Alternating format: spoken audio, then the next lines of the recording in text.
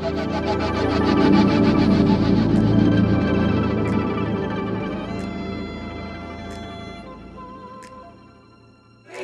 is everybody doing? On this chilly, it's a bit cold outside, isn't it? The sun disappeared and we've got back to April weather, yes. Thank you all for coming out. This is the first Speakers Club of 2018. The last time we were here was back in November. Who was here in November? Show of hands. Okay, a few of you here back in November. Great to see you all again. And thank you. Who's here for the first time? Wow, so many of you. Great to see you. What is the Speakers Club? I'm going to tell you what it is in a minute, but I'm going to do some housekeeping. The toilet is that middle door there. If you have your mobiles, I know you want to maybe tweet and Facebook Live and do all that lovely stuff we love with our mobiles, but if you could do it silently, so if your phones can go on silent so that it doesn't disturb people while they're up here. Thank you very much. There is no planned fire drill, so if you hear an alarm, it will be a real emergency. So you'll need to leave as you can, as quickly as you can, and its entrance is behind you there. And the meeting point is, you know where the bus stop is? After the town hall, the green space. Yeah, that's a green space over there, away from the building. So that's where you have to go to. Okay, so what is the Speakers Club? Can anyone tell me what's the Speakers Club about? Does anyone know? The speaking? It's about speaking. It's about improving communication, because communication is very important in all circumstances, not just speaking in public, but our everyday conversations that we have every day. And this is a fun and informative way for us to practice these speaking skills. So we have two questions that we're going to be debating today. The theme is the coming of the Superwoman. So the two questions that we have are men becoming obsolete? Ooh. And the second question is, how can women find their superpowers? So BAP Black Arts Production are going to do two performances on those two questions, and then you in the audience are going to get to discuss, talk, and let us know. Then we're going to hear from the panel as well, as they will also have their views. And while you are talking, there will be an evaluator who's going to be listening intently. Talking about listening, communication is very important, talking is very important, but another element of communication is the art of listening. And we all have to listen to each other as we speak. Be respectful of everybody else's views. You may violently disagree with that person, violently, but don't be violent in your response back to them. Just be respectful in how everyone is talking. Speak from yourself, because everyone's experience is very different. So speak from I, but have fun. That's the main thing. If you ain't having fun what you're doing, there's no point doing it. So I want you all to have fun in what you're today and have fun. And we're now I'm going to introduce my wonderful co-host. So can you give a round of applause for Brother Dougie as he comes to the stage with me, Brother Dougie? Actually, that was actually a very weak weekly. We're going to practice this clapping, yeah? So I want you to do your best clap. Best clap, up, up, up, clap, clap, clap. Yay! I want it, fantastic. So every time you've got a clap, I want it at that level. Let's try again, let's try again. Yay! Okay, bring it down, fantastic. That's how I would like you to clap every time someone's clapping stage. Okay, so Brother Dougie, he's going to introduce the rest of the team, because it's just not just us here, there's also other people that are going to help the day run. So over to you, Brother Dougie. Okay then. Give it to our beautiful sister. Come and give her a clap. Yeah. Absolutely fantastic. Now then, how's everybody feeling? Hold on. We're in the wrong place, you know. Hold on. Beautiful. This side there. How you feeling? Hold on. This side here, how you feeling? You know, so there's more people on this side here, and they're making more noise. So they will put to shame, yeah? So we start again, right? This side, how you feeling? That's better. This side here, how you feeling? Okay then. That's a draw, yeah? Alright then. Fantastic. As I said, I'm your conductor. Make sure everything's running smoothly, on time. So we have things in place. We have a structure. The universe is structured. So we have a structure what's taking place. So what I'm going to do is introduce the panel. So the panel's going to talk for exactly no more than a minute about themselves. So who do we start with? Alright, we start. Yeah, you're part of the panel, my sister? Yeah, oh, fantastic. Introduce yourself, yeah? Blessed love, everybody. I am Kareen Blair. I am a designer first and foremost, artiste. Some of you may know me from the shop we used to have next to Body Music, where you would be able to come and purchase things like these at some time. I'm also a member of Sickle Cell Cause. I do fundraising for them, and I'm also, just a member of y'all's family. So I'm here. This is my first time being able to come here, and I'm very glad to be here amongst you all. Welcome. Good evening, everybody. Good evening. Thank you. My name's Kym Oliver. I am a writer, a speaker, a workshop runner, but I also, one of the main things I focus on is raising awareness about disability within the Black community. Yes, there should have been more claps than that. And so I write about it, I speak about it, I talk about it. I also run a few projects surrounding that. Some of which I'm sure I will talk about another time if I come again. But yeah, so that's who I am and what I'm doing, and I'm very happy to be here with this esteemed panel. It's nice to meet all of you as well.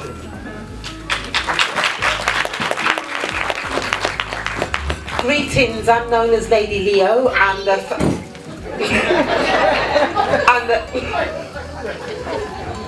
the founder and project manager and also workshop facilitator of Gold Onyx, also one of the founder members for Kwanzaa Network UK, and also a presenter on Bless Radio FM, and I'm also a cover teacher.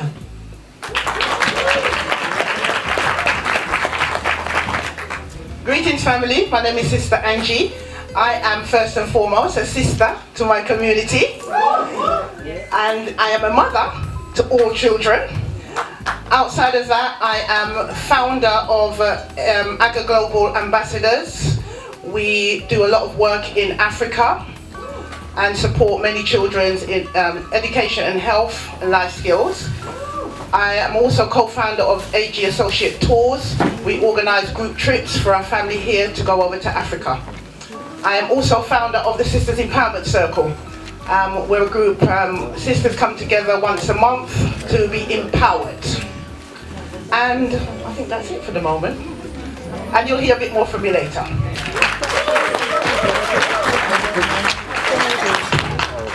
Rise up, Voodoo. My name is Aboo Rahtata. I'm a presenter and also one of the management at Galaxy. And I'm also a child of the Windrush people. You understand, I do a lot of work in the community. I've been working with the community for around 30 years without pension or pay, and I feel good about it. And this is what we must always do. We must always give 100% to ourselves, because we're the only friend we have. Yes? Not true? Because we see what them do to we, ain't it?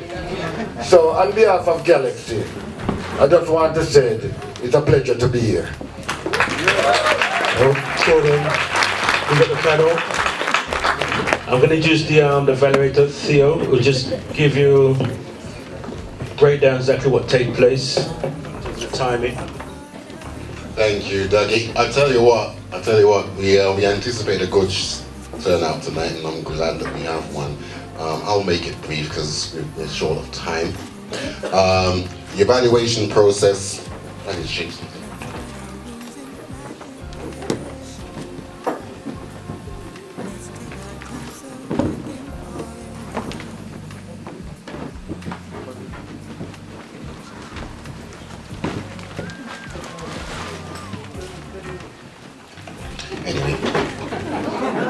Slight technical difficulty. I'm going to have to sort that out, because there's supposed, like as you saw before, you had the clock there. That's your 60-second time limit to actually give your talk. And in the meantime, while that's going on, I will be looking at how well you present yourself articulately, and how well you bring insight to the actual subject matter you're dealing with. And please remember, try and stay on point and don't deviate. That's pretty much a brief breakdown of how I, the evaluator, look at things, and that will be it. Now I've got to go and take care of that fault we got going on here. Thanks, Dougie. Okay, beautiful, Mr. Brennan. Okay. Is it, can you explain the question to him again, please? Okay, first question is that you're going to ponder, you're going to watch a piece by BAP again, is are men becoming obsolete? So BAP are going to do a performance and then you're going to discuss. Are BAP ready? BAP, yes, they're ready. So I want you to give your best round of applause again. The high. As they come to the stage. Come on. Keep us that going. Come on, keep us that going, foot back. Keep it going.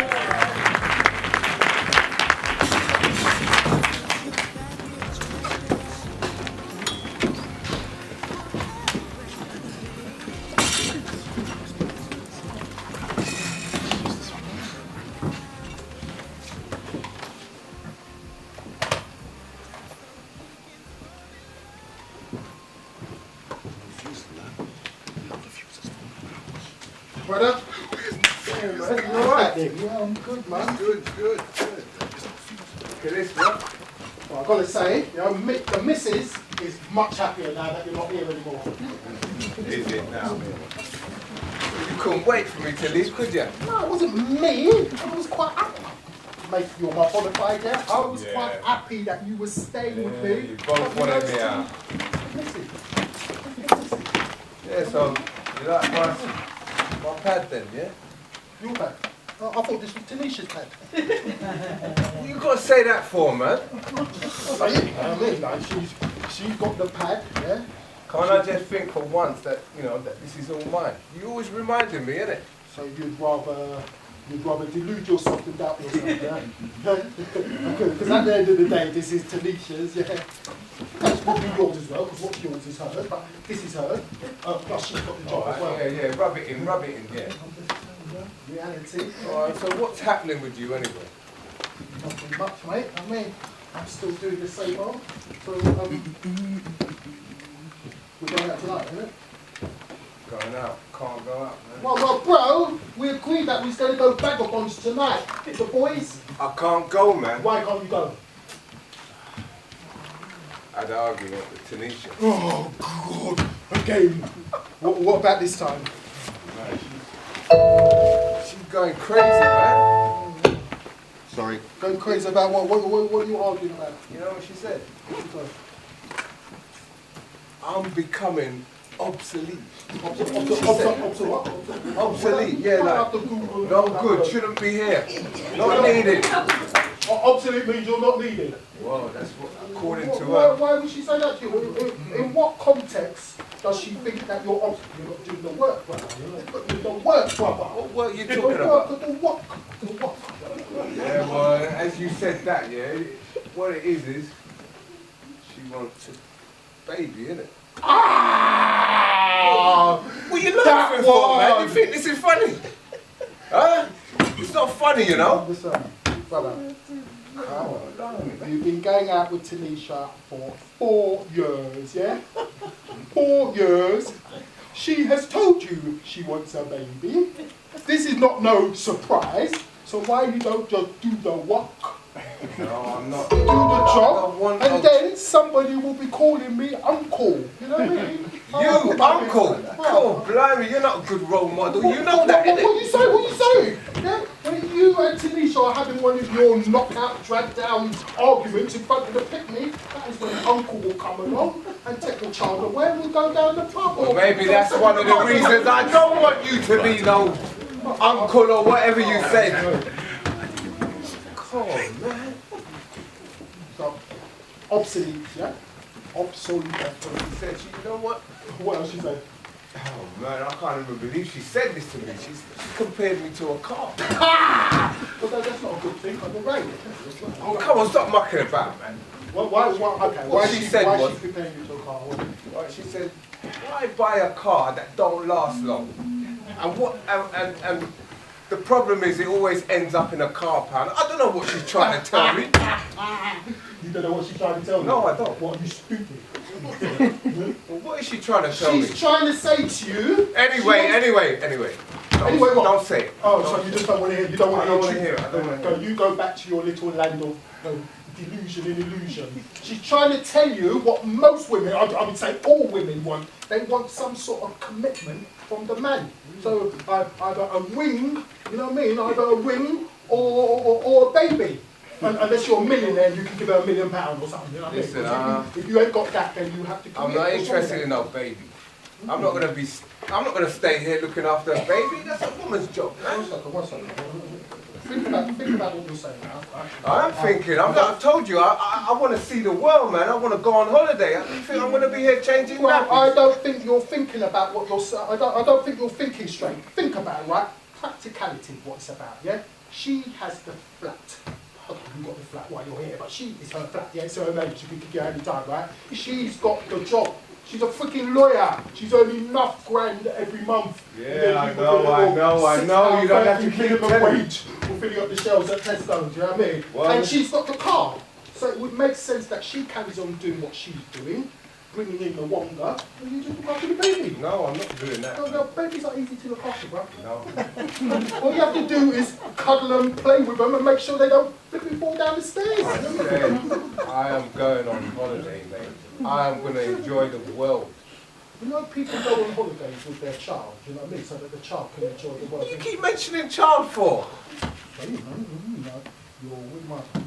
with Tanisha. But anyway, let's skip that, right?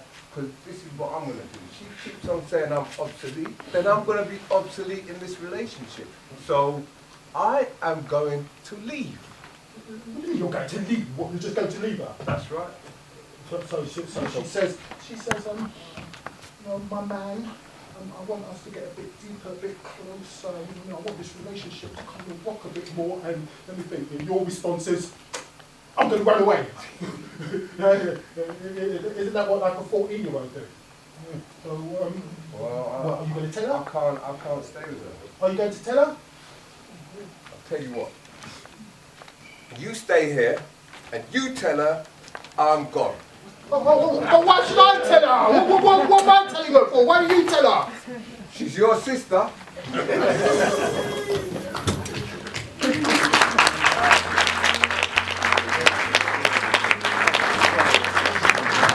Ouch. How do you find that? Okay. So the question was, are men becoming obsolete? And you watched BAP perform.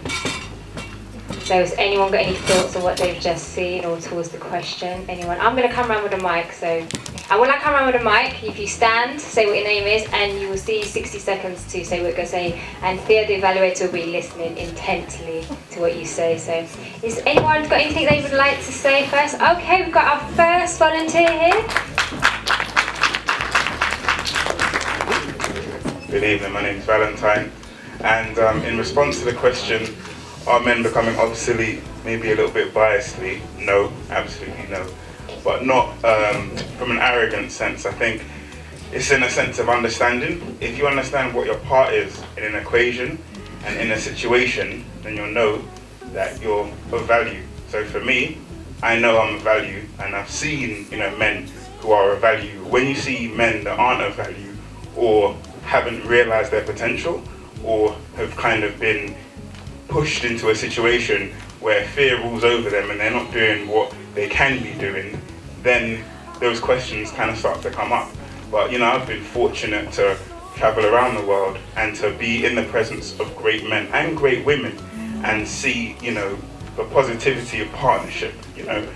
Many women done fantastic, amazing jobs that they've had to do on their own. So it's great when you see a man doing that as well and partnering and making things happen as they should. There's a sister got a hand up at the back there. Was this a hand up? Sorry, did anybody hand up at the back there? I thought this was an Elsie. Yeah, it was you. I didn't, but I want to. Maybe. Okay. Hello, my name's Penny. I'd like to respond firstly to the sketch that we just saw.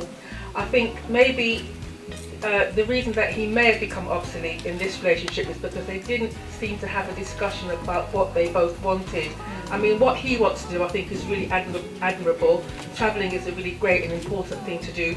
She wants to have a baby, but they didn't get together to discuss it. And following on from what the gentleman over, I've forgotten your name, said, Valentine, I completely agree with him. I think men, unfortunately, seem to be becoming obsolete, and women are having to do jobs that we're not designed to do. So I think men really, in every family needs a mother and a father, a man and a woman, and I think men need to, once they're aware of what their role is and how important they are, then I think that should lead to them not becoming obsolete, standing up and sort of stepping up to the mark. But no, you're not obsolete, you are needed. So I really want to say that. Well said, my sister. Absolutely well said. Anybody else before we go to the panel? There's some more. Am I allowed to talk? No, well, yes and no, but we want to get. Because I'm a man. No, don't worry about it. You've had your action already, so we'll soon come back to you. We want to get as many. Good evening, my name is Amazing Rachel. And the question is, why do we think that men are becoming obsolete? Is it because they are not fulfilling their roles, their true roles, as they should do? Are they lacking in the responsibility of looking after a wife, children, work? And why are they running from their responsibilities regardless? Because their role is to nurture, look after, feed and protect. They are the fence around the woman. He is there to protect her through whatever she is facing and to support her. And if he feels that he's obsolete, then the question goes out to him. What are you doing and what do you think about yourself? Are you fulfilling the roles in which you were put on the planet Earth to fulfill? Or are you running from it because it's an easier life than standing up and being a man? Okay, fantastic. There's some serious feedback. This person here, they might have to go to the panel. It's a brother had his hand up there, Captain.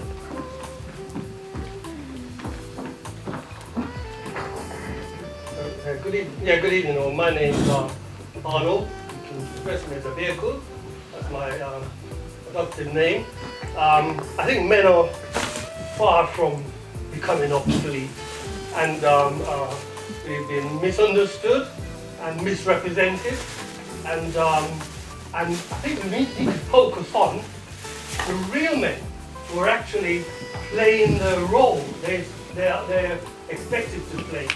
And we also need to sort of ask the question as to why the men we define as becoming obsolete, why they are becoming obsolete, and what the cause of it, and try and find a solution to it. And part of that, and always ask the question in the first place, because I'm not trying to be confrontational, but if it's our women, then our women need to also play an even greater role in nurturing these men that they bring into this world. And Sorry, my brother, it's just that. Sorry. 60 seconds. Yeah. Yeah. So. Yeah. So that's pretty much what I'm. Okay. All right.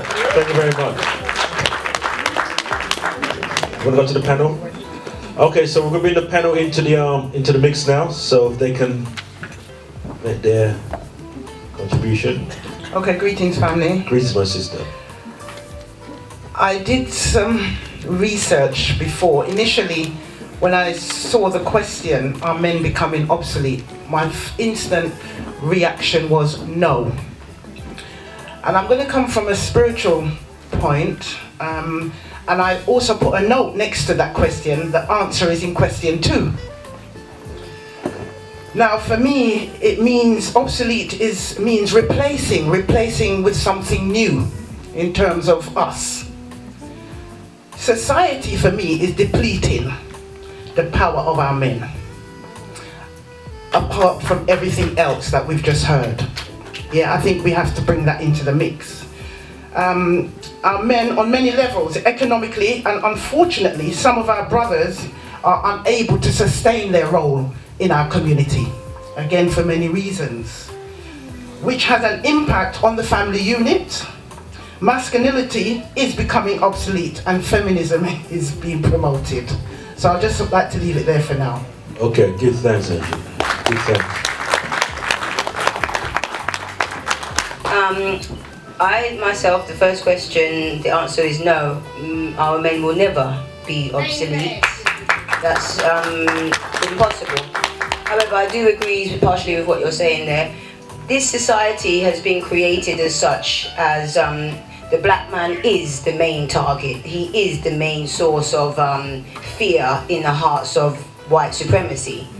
We as women, even though we are not treated much better, but because we're not seen as such as a threat as the black man is, we are able to go forward further and get into doors that the black man cannot get into.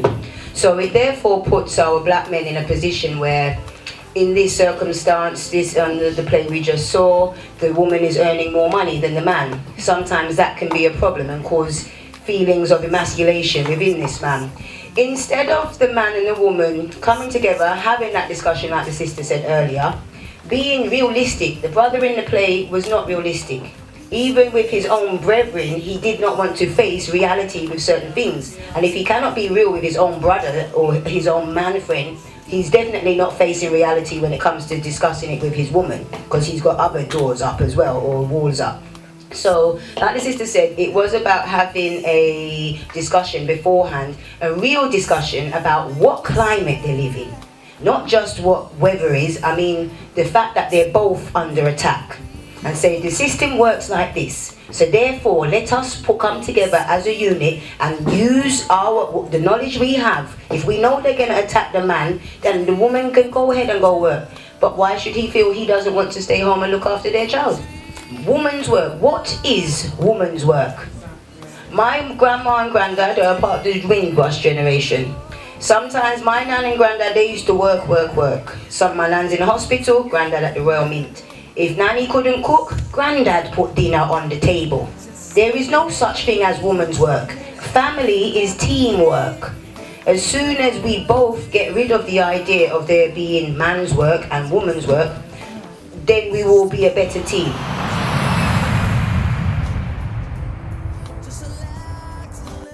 Do I sit back and say, well, I'm not going to do this because that's man's work? Or I only want to cook and I only want to clean the house, I don't want to do anything else? If we have to work with what we got, we cannot necessarily change all the circumstances around us, but we can change how we attack it or how we move through it. And being realistic about everything, facing it and, going through it together, then we can conquer anything. There's one thing, if a man does not want to accept his role for whatever reason, thinking it's woman's work or, then the woman is stretched too far. We all know what happens if you try and spread the butter too thin, the sandwich don't have no use and no taste.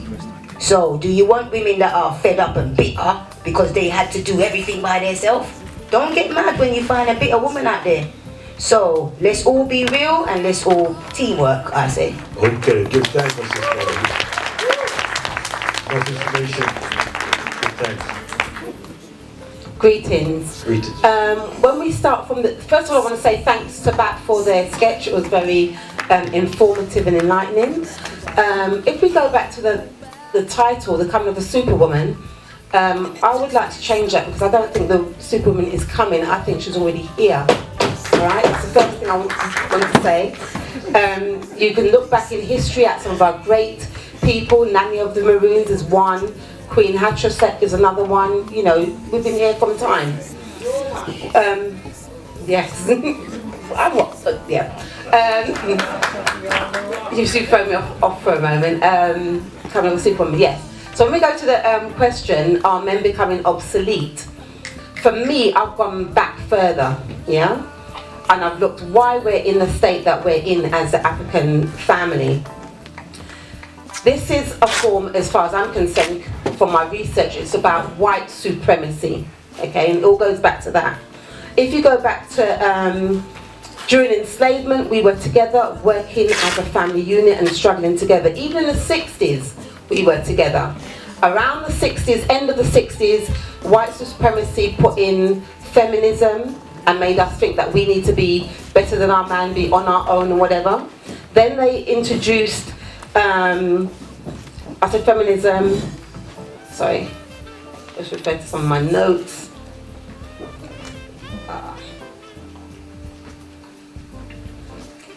Turning the woman against man and the man against the woman. We also have the era around the 80s of the thugs, bitches and hoes. And then we also have giving black women power over the black man, as I said before. And these are some of the reasons why men would feel that they're becoming obsolete, and women also feel that men are becoming obsolete. My feeling is that we need to work together, come together to, if we understand what white supremacy is, we'll be able to tackle it better. And I think from young we should be teaching our children about white supremacy so they can recognise it, because it's so subtle that we don't even realise it's happening. We don't even realise the divide till the divide is wide, you know? So I'm going to leave it there because I've got more to say, especially under question 2. Alright, so that's my feeling. No, okay. But I must say, as far as I'm concerned, men would never become obsolete, especially if a superwoman sorts out what she's doing, recognising that she's a superwoman, and helps her superman. Okay, good time, good time. Where's me? No, I'm not obsolete. Is man becoming obsolete? I said no. But is man making himself obsolete? No. Of course he is. Of course he is. He's making himself obsolete. No, you have your time, let me talk. If you're a man and you're in your house and you can't make your woman laugh, you're obsolete, blood. You have to be real. You know? And today, a lot of man is obsolete by some of the women then because Jesus come first. Am I lying? I know a man get kicked out of their house because of that fellow. We have to be real. Because we come here and we ask certain questions. You have man in England become obsolete because the woman bring a vibrator in the house. Let's be real and stop beat around the bush. If we don't get our mind together, if we lost our mind, then everything around us would be obsolete. Because look from this, Michael go out and Michelle come back. We got to be real. We are living in this man yard, and him don't have no morals, and some of us are follow him, he turn right too. And we give up our purpose for your position, and today some of us are in doggy position. Alright. Okay then. Where's my sister?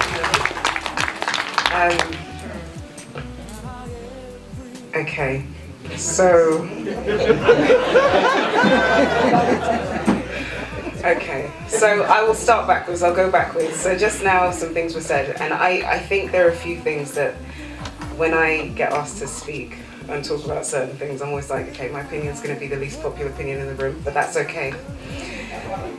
So, as black people, I think sometimes we have this idea that everything comes from whiteness.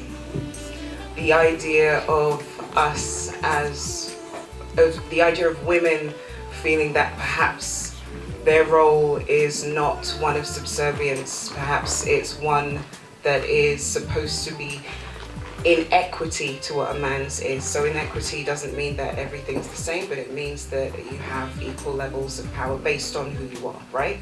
And what your capabilities are. That is not a concept that is foreign to Africans. That is not a concept that is foreign to Africa. So this idea that white women create feminism is a lie. They co-opted it, but they did not create it, because we've always been powerful. We've always had queens, we've always had women who were in states and court that had power and were able to say things and do things that would affect their nations and their constituents and all of that stuff. We also had women who had wives. So one of the things that we need to be able to do is tell history accurately. We may not, the same way in which Brother Aboo was saying about Christianity has gotten men kicked out of the house is the same way in which Christianity has erased a lot of our collective memory of our history. And so we have to look at it and say, okay, well, even the idea of gender roles, the way in which the West views gender is not the way that we historically have viewed gender. Christianity has come in and made gender very binary. And so where we're talking about, okay, well, you know, what is a man's role, what is a woman's role, Christianity has heavily influenced, and white supremacy has heavily influenced how we view those things. In these nations, they had ideas and concepts that were based on primitive ideas. I mean, we were the ones who created civilization. So this idea that they're returning in some ways to some of the things that they learned from us in ancient times. And because we have a collective amnesia, we now think that they're introducing things to us. So even the idea of not necessarily, because also we've got to think about bi-individuality, right? We're all different. Every single human being that's born is different.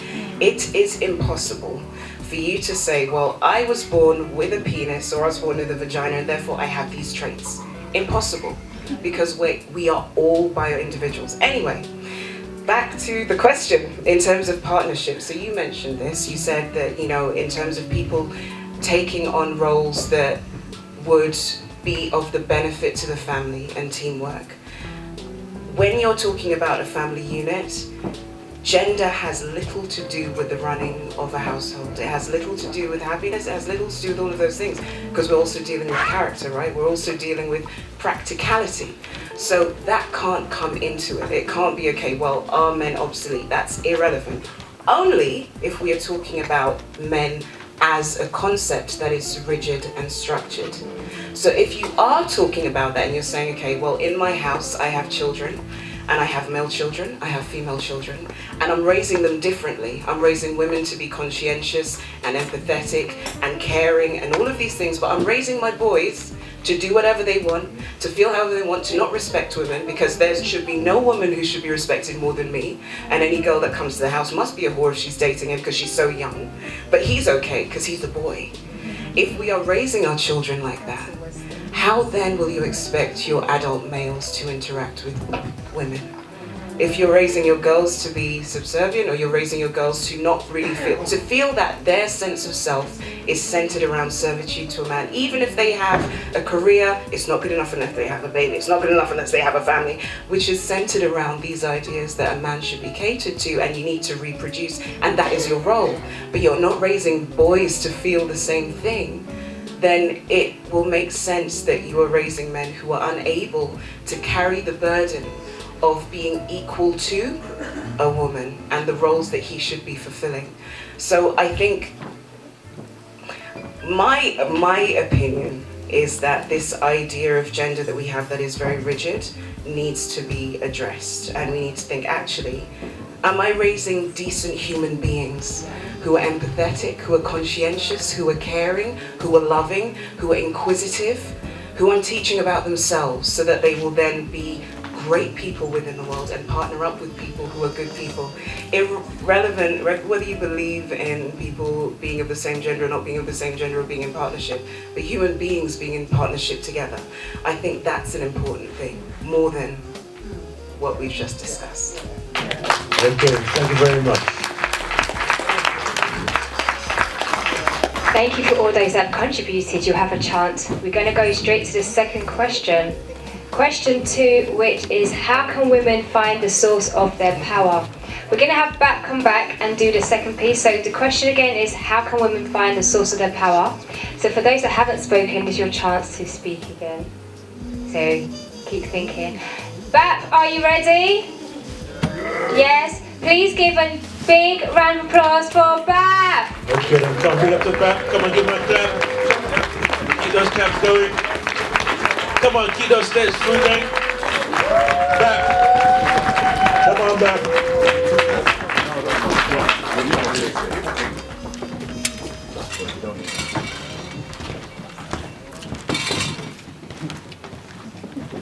Well, I said, where are you going? I'm going, man. I'm getting out of it. Oh, you can't just walk out on Talisha like that. Well, I am. Well, listen, she's going to have a baby with or without you. You know, you already said you're obsolete. You know how much sperm they've got in the sperm bank? Women can have babies for years without us. You know what I mean? They can just go there, bring their turkey-based stuff. Why are you telling me this? Why are you telling me this?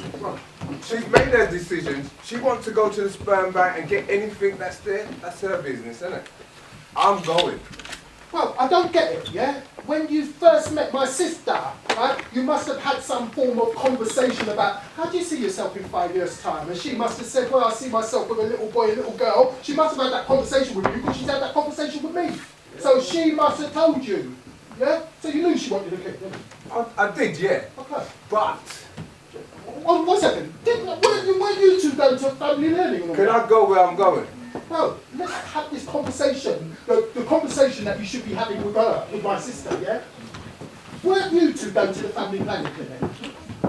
Yeah, we was. Oh, I'm pretty sure she told me once that you had to give a sample. You had to give a sample of sperm to the doctor for the sperm count, all that thing. What's going on with that? I gave it, man. Yeah. It was a bit of cream, innit? Cream? Cream? What can I do, man? What, like Nivea? Something similar. Nivea ain't got no sperm cells, man. Well, I know that. That's why she's going on like this, I'm getting totally confused here. Why would you have this discussion with my sister, go to the thing, and then put Nivea on the sperm? What's going on? Why don't you want kids? All right. I'm going to tell you, yeah? I had a snip. Snip what? Snip. I can't have kids. You can't have kids? No. She doesn't know that? Of course not. If she knew, I wouldn't be with her, would I? This has happened to me before. No, you I have are to keep it a secret. blatantly lying to my sister. You're blatantly... You're not a real person. You are obsolete. Well, that's where I'm going. I'm getting out of her life, She man. thinks she's going out with a guy who will one day want to have children with her, and that you've had the slip and you ain't even told her. Well, how could I tell her? I would have lost her, innit? Why would you lost her? Because no one wants a man who's had the snip. If they want a baby, what's going to happen? I've met women who don't want children. There are some women you say, come on, let's get it on. And they say, no, it's too soon. They want to wait 3 months before sex, let alone fucking baby. How am I can't tell her, can I? I'm not going to tell her. That's where I'm going, man. You're going to have to sit down with my sister and have the conversation. The conversation that you should have had 4 years ago. Yeah? The conversation that you should have. So she's not going to.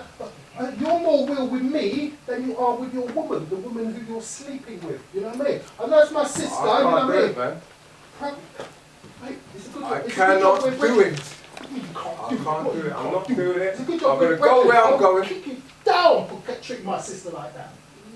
4 years, she wants a freaking baby. She's always ringing me up. She said that and it took you ages to produce the thing. No, it took you ages. It took you ages to produce the sperm. The nurse all had to come with porno mag and everything for you. That's what she told me. And you put Nivea on the freaking slide.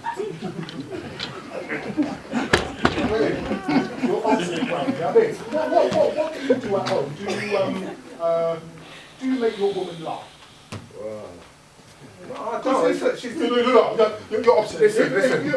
I can't talk and you're not making your woman Why don't you listen to me? Obsolete. I'm going to get that on a t-shirt, actually. But that's how if you're not at home and you're not making your woman laugh, you is obsolete. Well, my sister's got so much power over you that you couldn't even tell her that. You know what? That's exactly why I didn't tell her.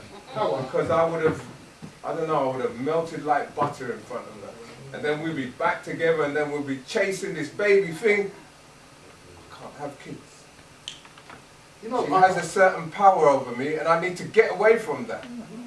Power? What power has she got? I don't know, I look into her eyes and I get silly. I know what it is. I know what it is. You're getting affected by the wrong power.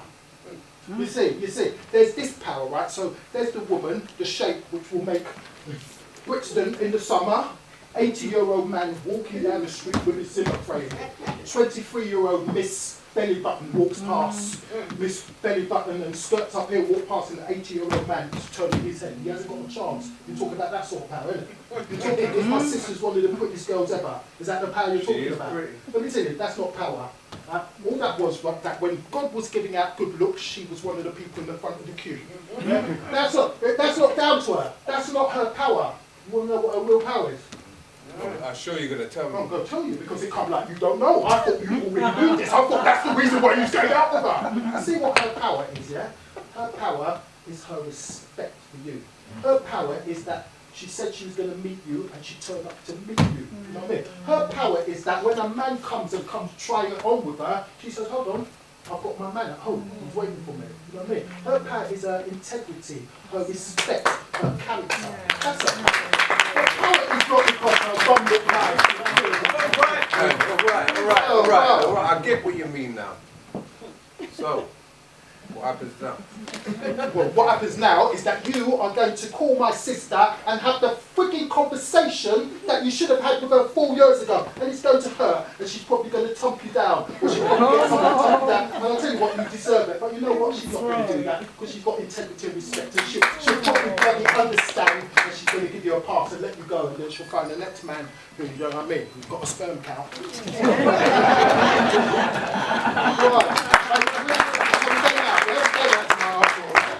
Okay then. Big up to BAP.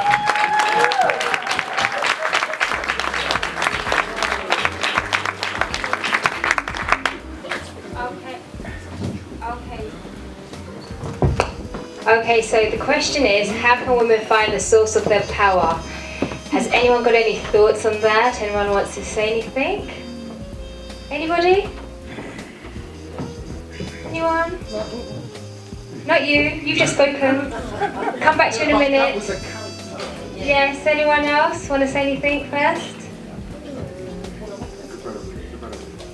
Yes? Hold on. Your name, please. The name's Arnold. I just quick response to the question, how can women find the source of their power? That's going to be very difficult with the obsolete black man, because the source of her power is the man. You know, so we need to make sure that the man doesn't become obsolete. We need to find a way to resolve the issues the black man has. Okay, thank you very much. There's two. Yeah. Alright, stop the mic over. Don't need to use this mic. Sorry.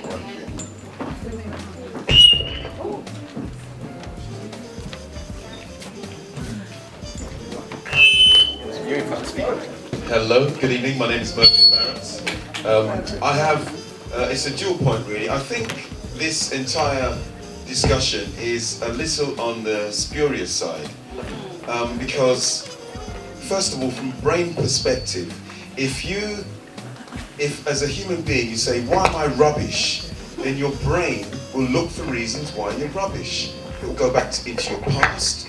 It will look at what happened when you were 5 or 6, and it will keep confirming that. The brain is just looking for an answer. For your brain to be able to find a solution, when you're giving it an answer, you've got to ask a more intelligent question. So if you ask yourself, what do I need to do to get better? Then your brain is not going to look for rubbish. So when we start by saying, is the black man obsolete? The first thing your brain's going to do is look for evidence of that. It's not going to look for a solution. And at the same time, when we talk about is the sister a superwoman, then your brain's going to look for evidence of that. And then you've got these two almost impossible situations to try and weigh up. It becomes really difficult. Okay then. We should come back to you. I will speak about unspoken yet first, yeah? Yeah. Your name please. And hi, my name's Amelia, and hi everyone. The question kind of confuses me because I don't know how to translate it in my head, but it kind of gives a sense that we've lost our power, our source of power, and I don't think we ever have. I think it's something that we need to kind of uncondition ourselves as women to believe that our power kind of relies on our relationship status, how we look, our popularity, I think it goes more to just knowing yourself and discovering yourself. And also, it's a single journey. You shouldn't really always look for validation through others to find your own power. It's something that you need to will discover yourself, whether you need some time just with yourself to discover that. But I think the question, find the source of power, we've never lost it. I think it's just more focusing on our sources of power rather than trying to find it. Thank you very much, sister. Anybody else? People haven't spoken yet. If not, we'll go to this brother here. Okay, we have to go to this brother here. Yes, my brother. My name's Valentine again. I think that question, for me, it's about, again, what the sister was saying. I totally agree. Women never lost their power. And I think understanding that it's not a competition. And I think sometimes people see, if you appreciate the awesomeness of women, it kind of makes you less of a man. And that's foolishness, do you know what I mean? Because like from the power of women, the strength of women, the pain that they can go through just in the act of giving birth, the older I get, the more life I experience, the more I marvel at women and how powerful they are and how amazing they are. And I think the diversity, you know, sometimes we make wisdom more complicated than it need be. You know, if you look at your hand, each finger is different, you know? Just like women, each woman is different, so her power is going to be different. How she moves through the world is going to be different, how she interacts. So just because one woman exhibits her power in a certain way doesn't mean another woman will exhibit her power in the same way. And I think how we interact with and support that is varied as well. Okay, fantastic. Okay, anybody else? Okay, let's go to the brother, one of the actors there, and then we go to the panel.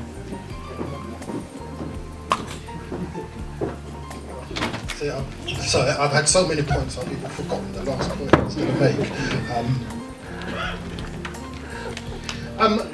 Brother, we just needed your name, please. Yes, my name is Errol. Errol. And the point I want to make is that I've heard a few things, like I've heard somebody say something like, I think it was this sister here, women are doing jobs that they wasn't designed to do, and I'm really curious what these jobs actually are that women can't do. And I would say the other way round, apart from the pushing out the baby between the legs, what is the job that men can't do that women can do? You know what I mean? We can do each other's jobs. So I think we're getting steered away when we start talking about that, you know what I mean? Because we can do anything that women can do, we can do anything we can do, can't we? Is that just me who thinks that, you know what I mean? And if you're in any doubt about that, they used to think that in World War II, but then when all the men went off to play war games and kill each other, it was the women running things, you know what I mean? And also I've heard that when all the slaves got taken out of Africa and they left loads of women behind, women had to carry Africa on their backs. So I believe that women can do anything we can do. And I've gone to a mixed boxercise class in the past, and I'm holding up the pad for this middle-aged woman who was like 55, and I got scared, you know what I mean? And that made me realise that we are equal. Okay then, the sister. Okay, me again. I'd like to respond to what you said. So, sister, you want to begin your name? Penny. Okay. Yes. I think women can do anything. I think women have been forced to do any and everything.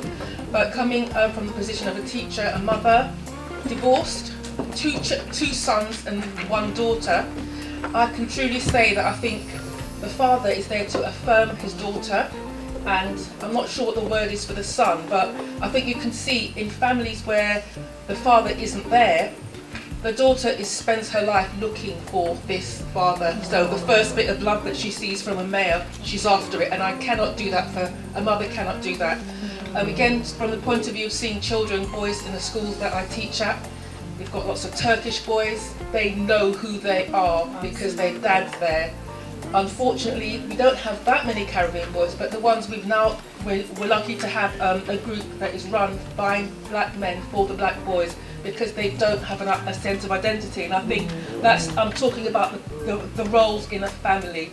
I think I spent too much time trying to be a father to my sons.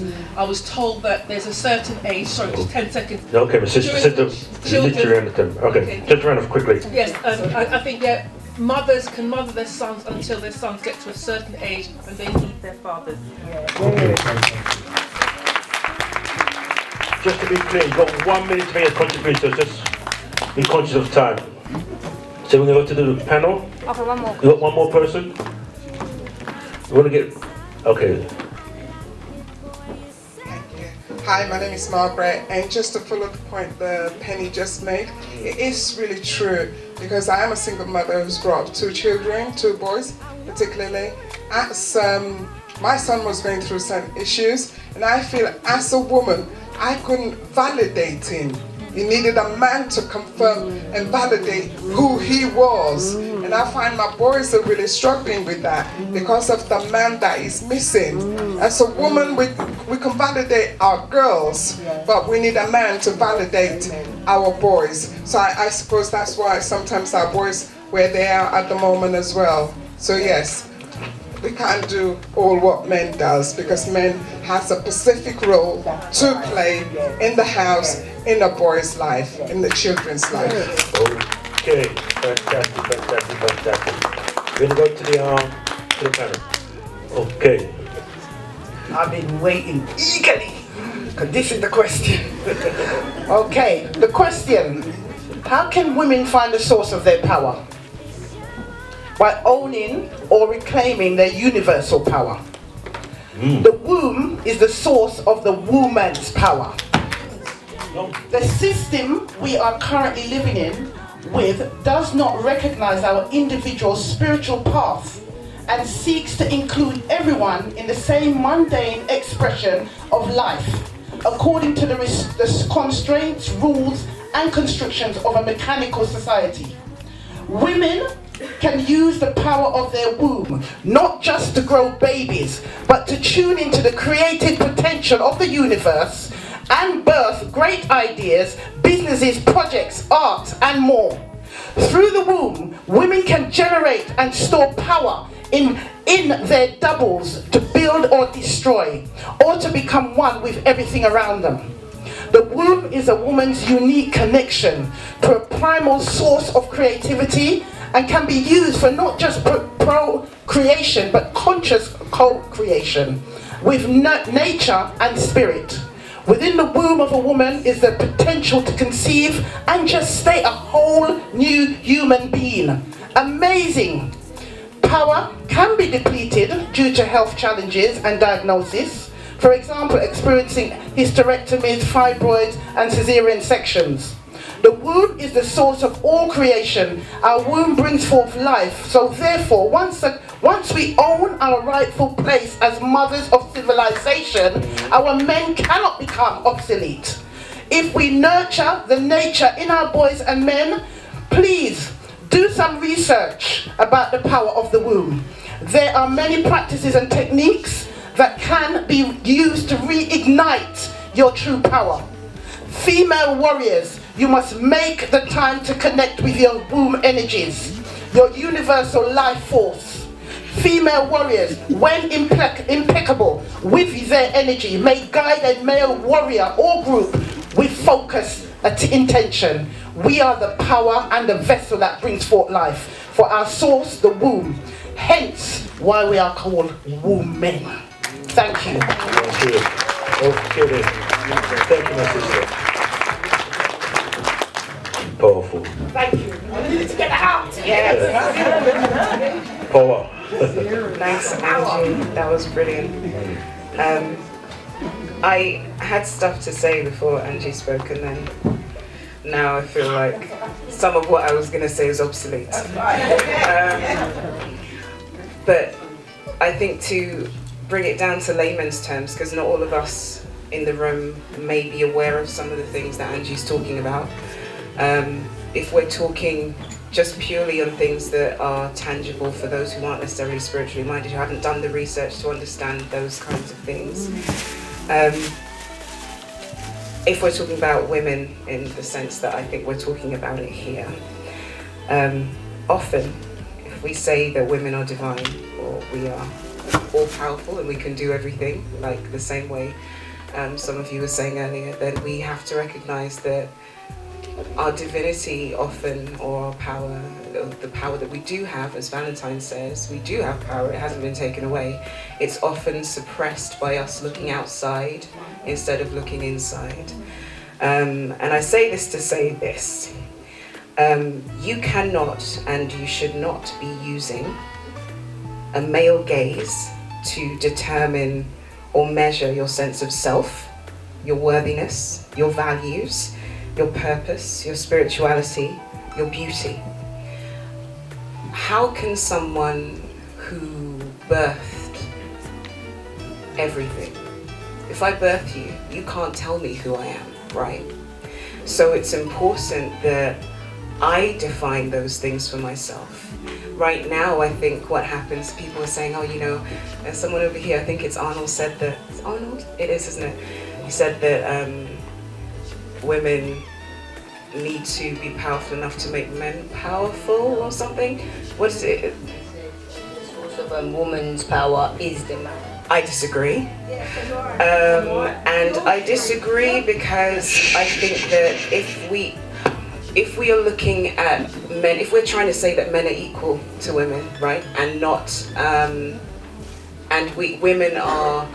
women birth men, it is impossible for you to say to me that the thing that I have brought into the world, the same, that's like you telling God that I as your creation give you power. That cannot, if you believe in God, if you believe in a creator or a greater being, you cannot give power to something that is all powerful.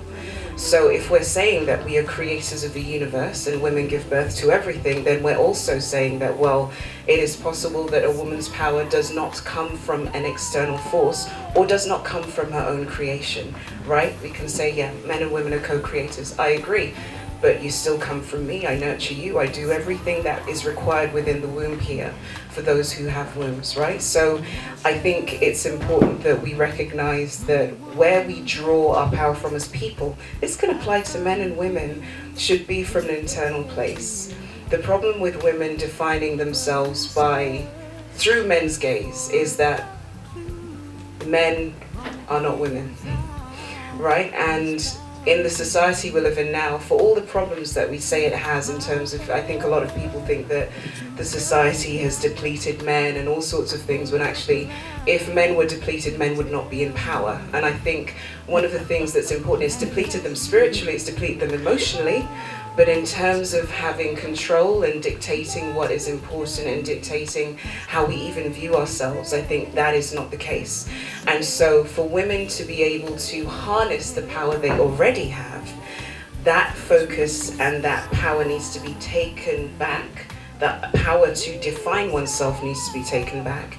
And we need to actually look at each other and within to say, okay, this is who I am. I'm beautiful, not because of my proximity to a man, not because I've got a partner, not because I don't have a partner, not because I have children, not because I don't have children, but what is my essence and what goes beyond this physical body? Because if we are talking about the womb and spirituality, then we have to recognize that our spirit beings do not have gender.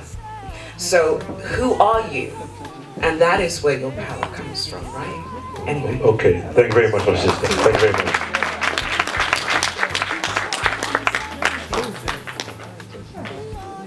Anybody else want to contribute on the panel, please?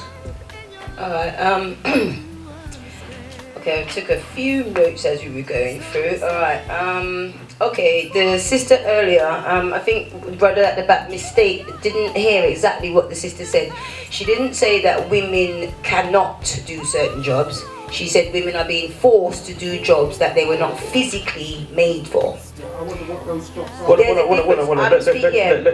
There's a difference, yeah. So yes, we can carry heavy things, but our bodies were not really made for that. A woman is the emotional strength of a man, and a man is the physical strength of the woman. Together we are balanced. Yes. Now it's not that we can't do it, but I'm sure hold on.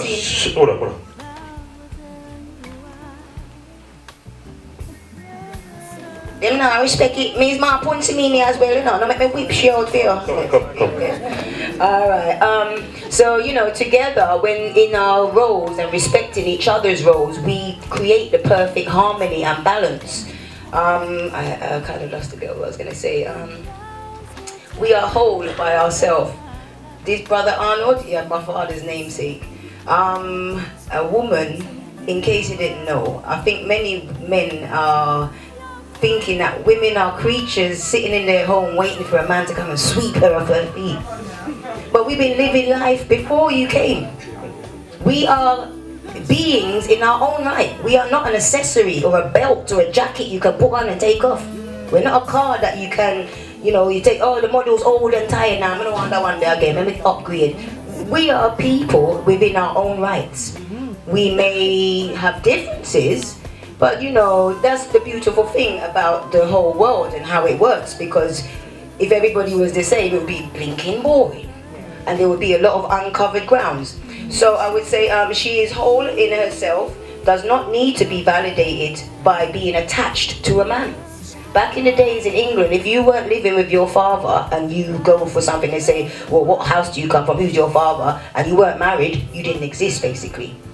That's a long time ago. We say we come out of the dark ages. If we come out of those ages, then why are we still thinking and dealing with each other like that? Alright, again, responsibilities. The sister earlier spoke about the roles, that, not saying that there are jobs. There's no such thing as a woman's job or a man's job, but if family is a unit, like the hand, you can't make a fist with, if any one of these fingers is gone, it can't make a fist. Everybody has a role there. So one of the responsibilities of a man is to protect the family. And again, I'm going to revert back to when I spoke about the climate that this present society is promoting. They purposely have tried to depower our men by not giving them access to certain jobs and keeping the women in position, so the women are earning more. The women can get a council flat, but you have to kick your man out, otherwise, you know, it's not going to be beneficial to you. They have purposely done this.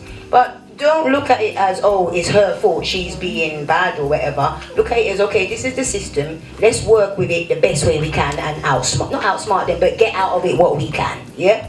Alright, if he is not protecting the family... Just conscious of time. It's 3 minutes we have on panel, yeah? I'm going quickly. If a man cannot protect his family, then, you know, the woman's going to think, if I have to be the security guard, the nurse, the cook, the clean, then what do I need you for? You understand? Alright, last thing, I'll just cut that short. Having conversations sometimes men will feel, I won't say men, people will feel, I know what you're going to say. So I don't have to let you finish that sentence because I know what you're going to say. We don't always know what someone's going to say. And we will miss out on vital information if we interrupt. If the man is, oh, she's just a little pretty head, she doesn't know about good thinking, you know, it will hurt her brain. Come on. Many of the maroon techniques are still being used by the armies today. So let us appreciate and value each other. If it's a man's world, let's remember that it wouldn't, as James told us, what it is without a woman. All right now. Okay, thank you very much, my sister. Thank you. Okay. Greetings. Greetings, my sister. How can women find the source of their power? As I said earlier on, we are very powerful, and what we need to do, because sometimes we do forget how powerful we are, is to retreat, take time to look within ourselves, meditate.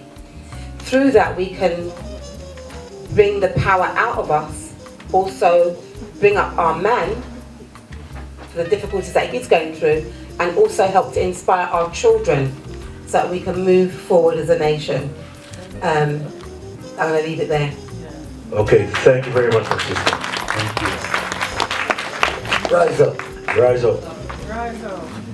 How can the woman find the source of her power? Just trouble one of her children. You see, you know, we forgot when our mothers come here. You understand? How them have to fight and find that source. When our mother come here, they were teenagers. There was no big people who were in the 20, maybe you understand? And then go to that source. That's why we are here today.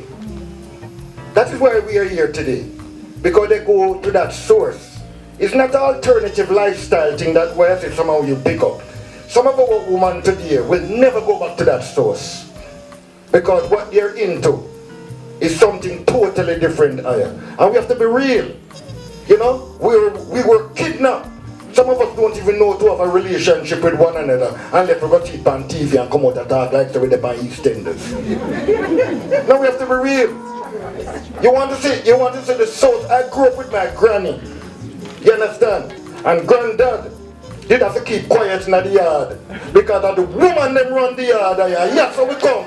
Yes, so we come. Yes, so we come and go ask where the woman power God. They never gone nowhere. God will come into a society where these men lock up the woman in a chastity belt and go around and plunder. And today, we pick up their behavior and we forgot where we're coming from. The source of the African woman, I've seen it. Daddy come in and said, Martha, where is that? And she just click, click, click, find that, find that, find that. Today we can't find ourselves. And the truth may I tell you, you know, see it, you know?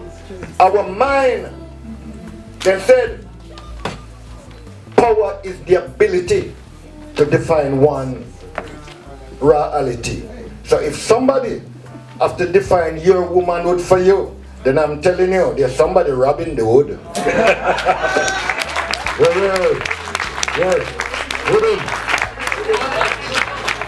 Thank you everyone that's contributed. We do have time challenges, so we're going to have a very quick break. It is now 20 to 9. I want everyone back in their seats in 5 minutes at 22. There are snacks through the back there. If you do want to have anything, you can make a donation as well. But back here in 5 minutes because we've got performances. We've got Melvin Barrett's going to do a presentation. Mervyn Barrett, we have got Lyndon, we've got Glamma Kid, and we have Amelia. They're all going to do performances, so we've got a packed second half. So you need to be back in your seats in 5 minutes. Go enjoy yourself, meet some new people. Thank you.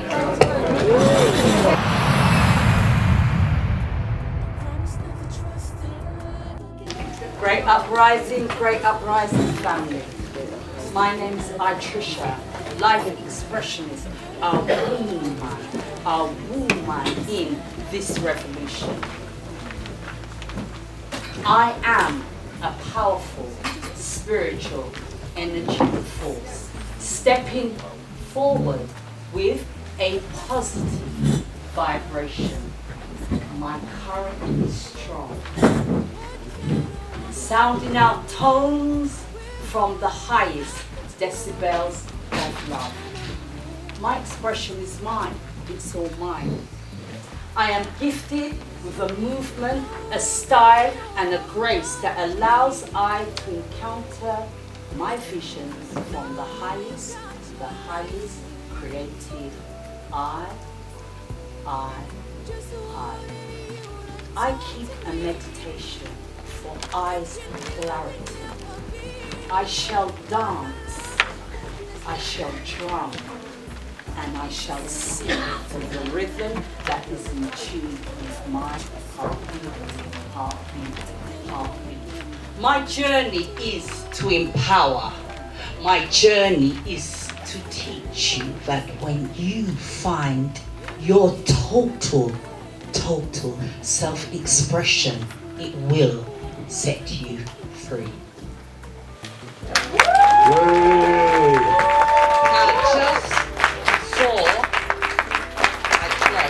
I want you all to stand.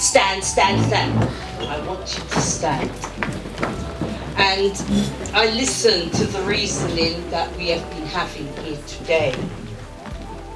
And we have to really invoke the energy. We have to really go forward, deep within ourselves, to affirm, to feel, to know who we truly are. So I'm going to do just an exercise I want you to do. I can't do it.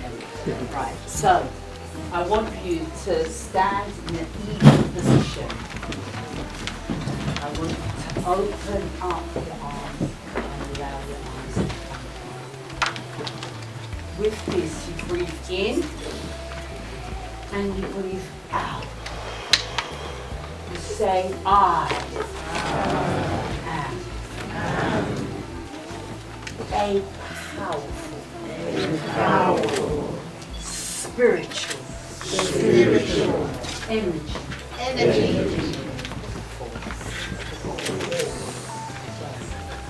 Powerful,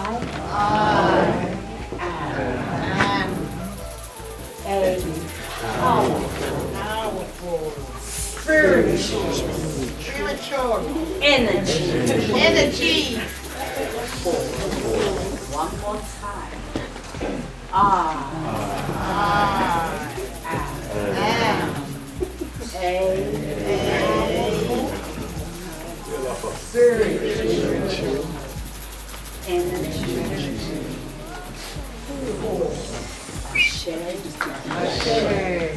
Share. Beautiful, beautiful. Okay then, I'm gonna announce the winner of the raffle. Second place. It's not raffle. The winners. What's that?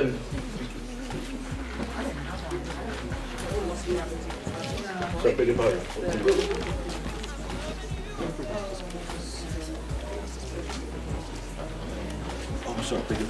Sorry, beg your pardon.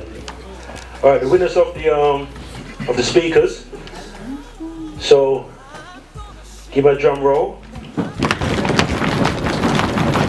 In second place, we have Penny. Where's Penny? Hooray!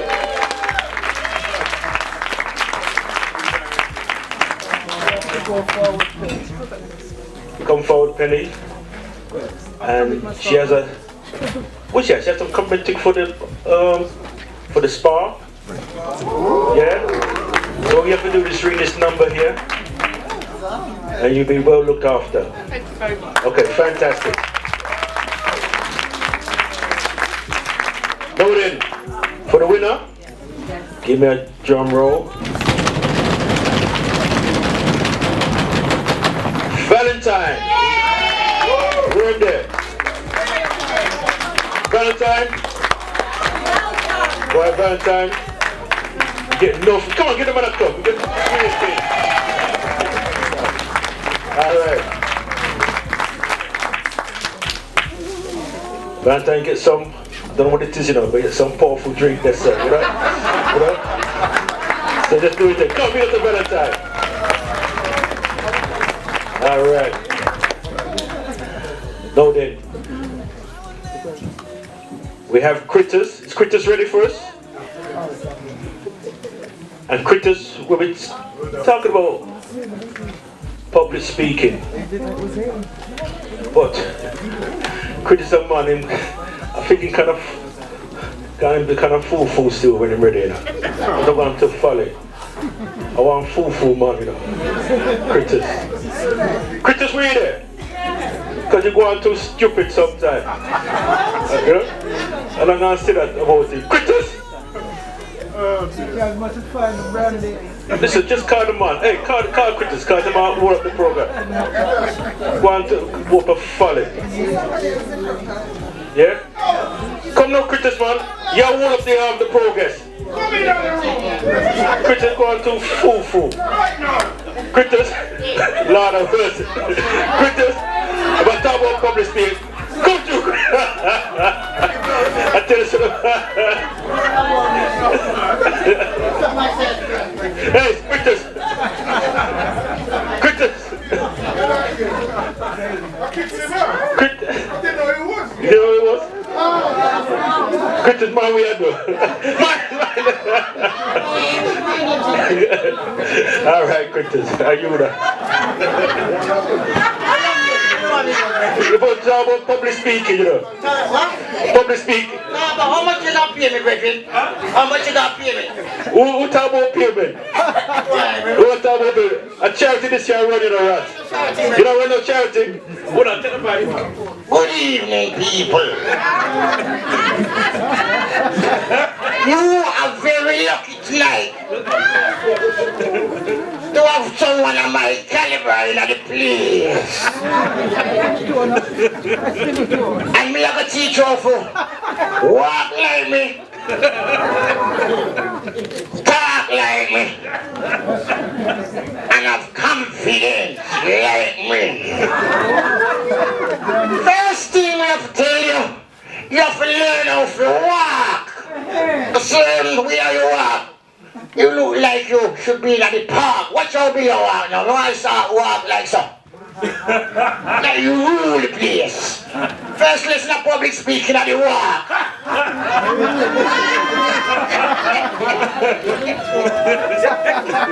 Yeah.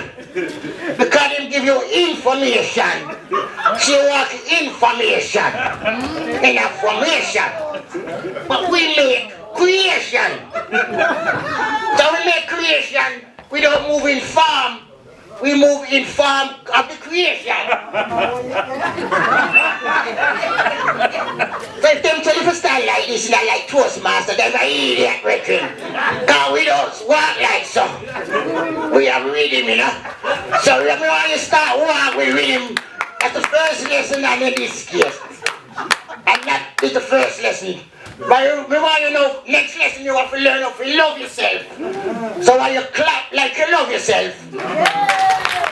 If you don't love yourself, pull your arms. You have to like yourself, because me don't like you. So you have to like yourself. Right, me finish now. Where my money get breaking? Hold on. You bring them kind of argument to me. Where my money get breaking? Why am I pair of shoes? No, hold on a second, man. You bring them kind of argument from? Breaking, I'm not trying to have no contract for money for you, you know. Public speaker, you know, see my style breaking. Hold on. Alright then, we have some money for you, yeah? Where the money they break? No, we still give them money. We give you the well, we can't understand. No, we give you the alright then, right. Hey, let's turn the mic on the floor for. Hey. Make sure you find out them man there, you know.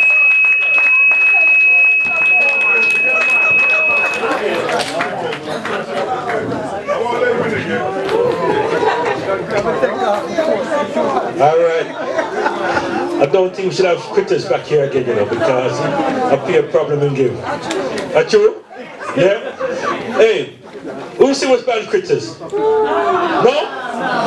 What do you mean? Buy my pair of shoes. Hold on, buy my pair of shoes. Alright then. It's me and critters now, yeah?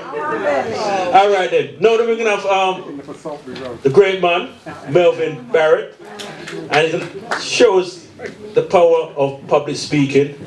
And Mervyn been speaking for many years. I know him, personal development man. So, oh, see him there? I was looking to see his part there. Come on, give him a clap. The great man. Hey. My birthday.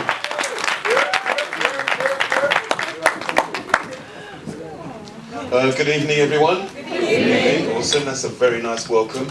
Tell me, first of all, before I go any further, my name is Mervyn Barrett. I'm your inevitability coach. I help people to answer the question why.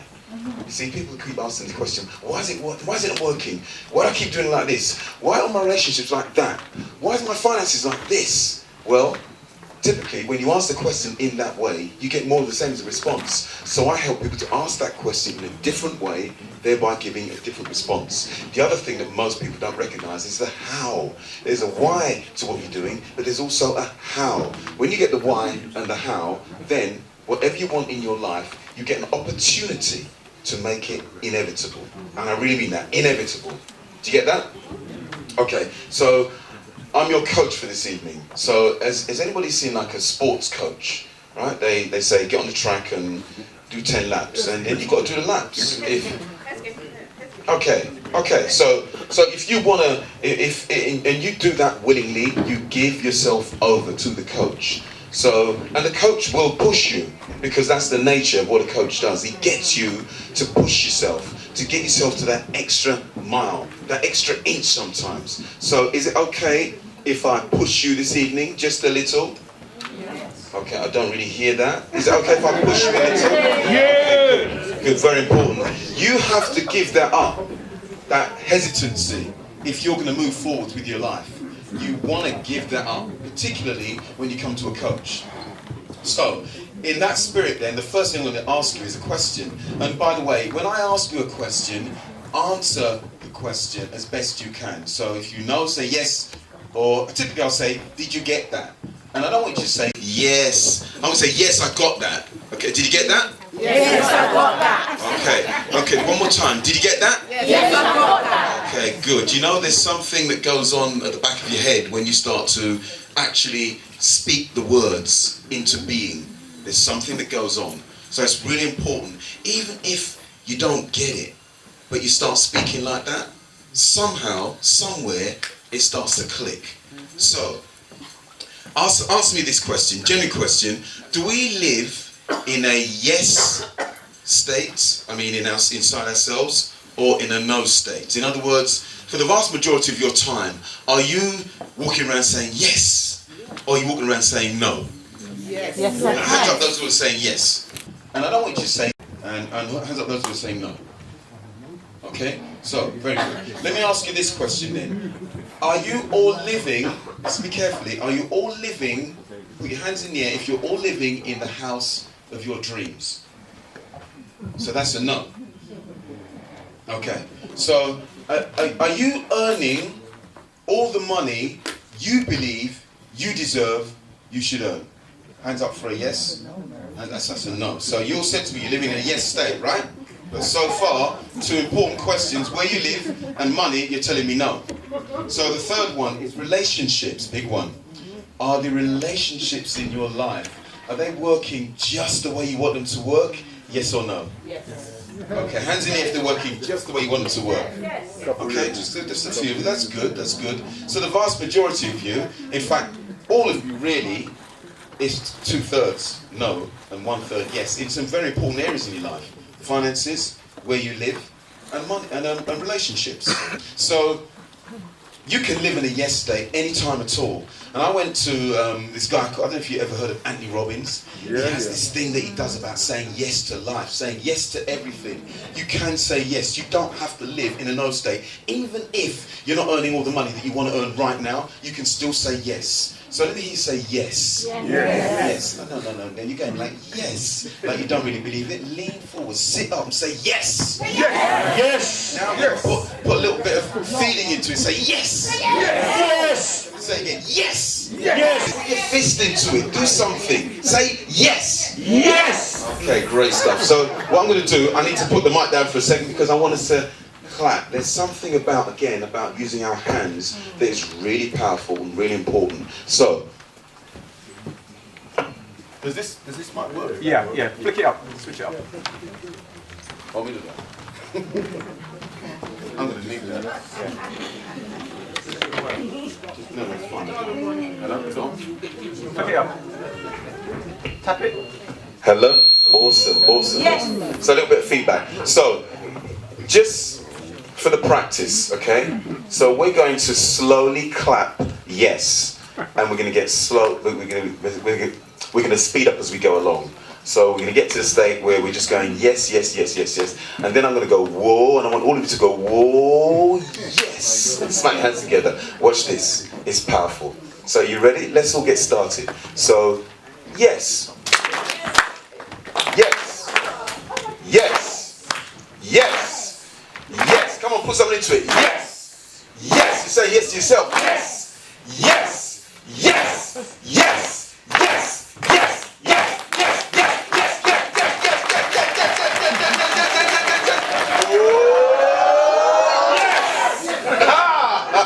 How does that feel? Good? Yeah. Okay. So I'm a coach, right? And I've got permission to push you. Yes or no? Yeah. Okay, so we're going to do it again. Yeah, take it to the next level now. So wherever you were right now, however high you got yourself, remember when you say yes, you're saying yes to you. You're saying yes to your life, your finances, your relationships, where you want to live. You have to say yes to that. And you've got to start saying it consciously so that it becomes subconscious. Because right now there's a lot of subconscious patterns out there that are literally running the show for you. And if you don't take command of your subconscious mind through your conscious mind, it will just continue to do the same thing and you'll be complaining about everything. So you ready? Okay, are you ready? Yes. Okay, and anytime, you know what? When you just walk in, when I wake up in the morning, for example, I'm like, yes. I'm yes when I open my eyes. I'm yes that I'm breathing. I'm yes that I can move my feet. I'm yes that I can get out of my bed, that I can brush my teeth. I'm yes to everything. When you look at life like that, life is awesome. Awesome. So you ready? Okay, yes. Okay, ready? Yes. Yes. Yes. Come on, action. Yes. Yes. Yes. Enthusiasm. Yes. Yes. Believe. Yes. Yes. Yes. Yes.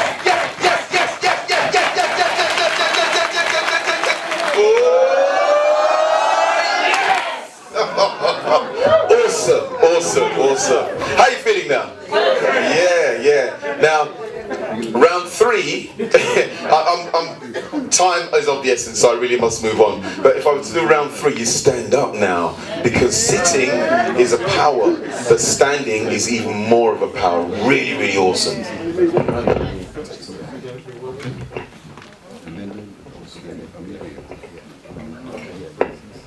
So I've got a board up. Can everybody see this board? If you can't see it, then just crane your neck, stomach. So I'm here to speak to you about presenting, and I'm not really going to focus so much on that. I want to give you something that I picked up from my coach the other day called the 4 C's to success. This is gold dust. And by the way, this is a speakers club, right?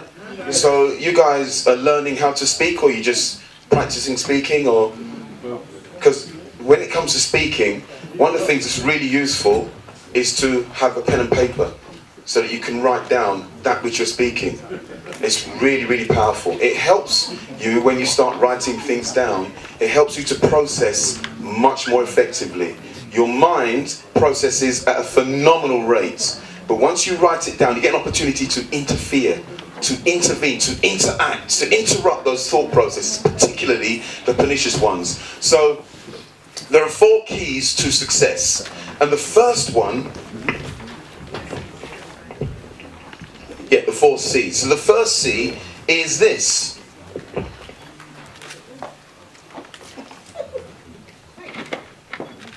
It's commitment. Yep, there's nothing that you're going to achieve. If you want to be successful at anything, if you don't commit, it's not going to happen. Everybody agree with that? Yes. Okay. Can I hear that? Yes? Yes. Some of you are forgetting already. Like, yes. Yes. And you've got to say it with force, with enthusiasm, with power. So the first C is commitment. And typically, when you make a commitment to something, be honest now. Do you always follow through? No. If you're saying yes, you always follow through on every single one of your commitments. Come on, man. Be real. And actually, there's a little bit of danger in that, kind of falsely saying, yeah, I commit to everything and I always follow through, when we know in our heart that we don't. So what is it? What are the things that would stop you from following through on your commitment? Give me an example, somebody. Anybody? Time, good one. Anything else? Emotion. Say again? Emotion stop you, time stops you, emotion stop you, anything else? Fear, that's a big one. Fear stops you, time, emotions, fear, anything else? Health issues, yes. Anybody, anything else? Finances, lack of enthusiasm, these are really powerful. And actually, they all have a part to play in stopping you from moving forwards on your commitment. So here's the second C, and most people don't understand this, but it's really important. The second C to help you is courage. Courage. You need to be courageous in the face of fear. In the face of I don't have enough time, you've got to be courageous. And I go even further than that when I say you need to be courageous. You actually need to encourage yourself. That oftentimes, I know I just don't have the money, man, I can't do it. That's discouraging as opposed to encouraging. So I don't have the money, turn that into what I need to do to get the money. Yeah, I must be able to find the money from somewhere, someone. What do I need to do? Now you are encouraging yourself. So the second C for success is courage, and I look at it like encourage. So the third C is competence. Competence. You want to be competent at what you're doing. And you know what? When you're encouraging yourself and you're being courageous, because you know those things that we spoke about, the fear, the time, the money, most people, they don't want to accept that that's going to happen. As soon as you make a commitment, I guarantee fear's going to come chasing you down. So when you expect fear to come, it's not so much of a broadside when it hits you. You're expecting it. So fear comes along, and you you begin to encourage yourself, and you become competent at encouraging yourself. So it's not the acts that you're doing, the physical act, but the psychological, the emotional act of encouraging yourself helps you to become more competent. And once you become more competent, then of course, and I heard somebody mention it already, you become confident. You become confident. Now here's what most people do. Yeah, I'm really excited about this thing, I'm going to do it. And they go straight to confident. Yeah? They miss out the need to be courageous, the need to really be competent at what you're doing. If you miss these 2 steps out, you go from here to here, then the fear, the worry, the doubt, the not having the money, the time, all those things will definitely mash you. They'll go straight into you. Here's a little loop that happens as well. I'm being told that I need to get off now, so I must apologise. So here's what happens. You forget the commitment, and you go straight to courage. If you keep encouraging yourself, you're going to get more competent at encouraging yourself. That means you're going to be more confident. When you're more confident, you get better at encouraging yourself. By the way, the same thing happens for most people when they discourage themselves. The same loop. It's the same loop. You discourage yourself, and when you're discouraged, do you become competent? No, you become incompetent. You know, incompetent is a big word in our psychology. It actually really affects us. And then when you become incompetent, you lack confidence. When you lack confidence, that feeds back into your discouragement. You keep discouraging yourself. You're in a loop. That's all it is. It's just a loop. If you follow these 4 C's, you will begin to make progress in any area of your life. Yeah. Thank you very much for your time. Thank you. Thank you.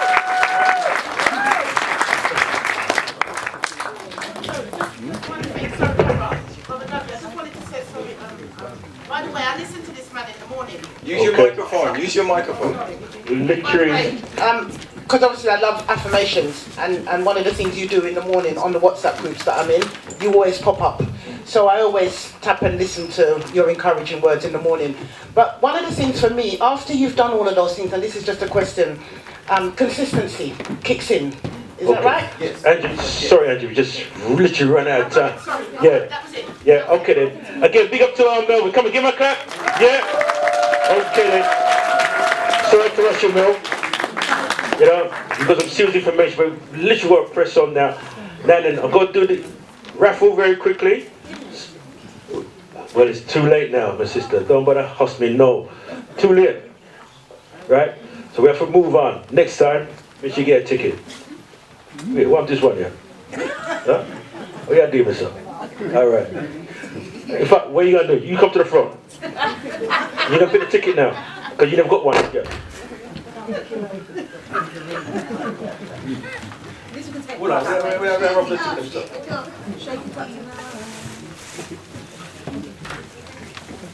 What number is it? 224. 224? Serious? Weird. You sure? Alright, come on, give it. Whoa. Alright, this one is hot. Check for me. So she's 224. Okay then. No, you get get whooping things. You have a CD player. You have a CD player. Come on, give her a clap.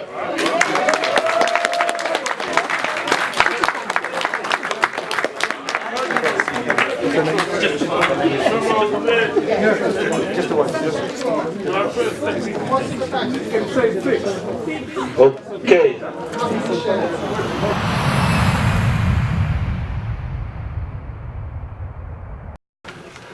Okay then. Yeah, it's plugged in. CC, you're inside the house? Where there? Okay then. Everything queued up for CC? Alright.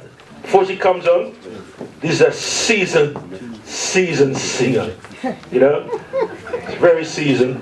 You know, it's been singing for many years, all over the place, and it's very experienced. And we're lucky to have her inside the house. Would you agree? Yes. Yeah? Yes. Not people know about her, but she's something else. Right? So, if I get several things.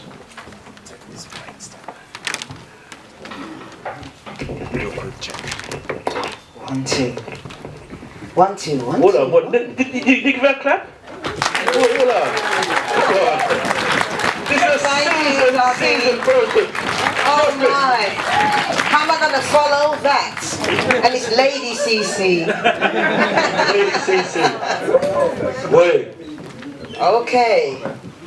What a lovely turnout. Marvelous, wonderful speakers. People with knowledge. Knowledge is power. Okay, here we go.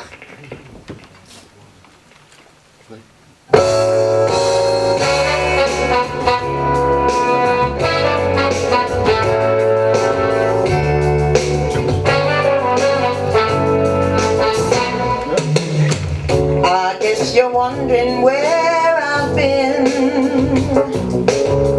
I searched to find the love within.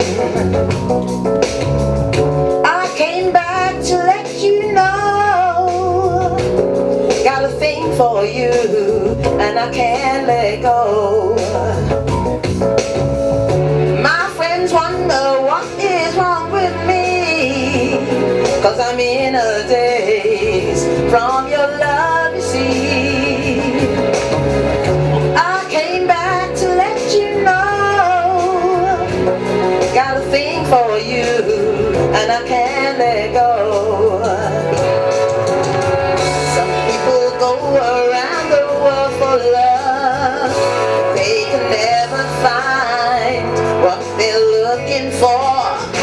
What you want to do for love, you tried everything, but you don't give up. In my world, only you make me do for love what I would not do. Make me do for love what I would not do. Make me do for love what I would not do.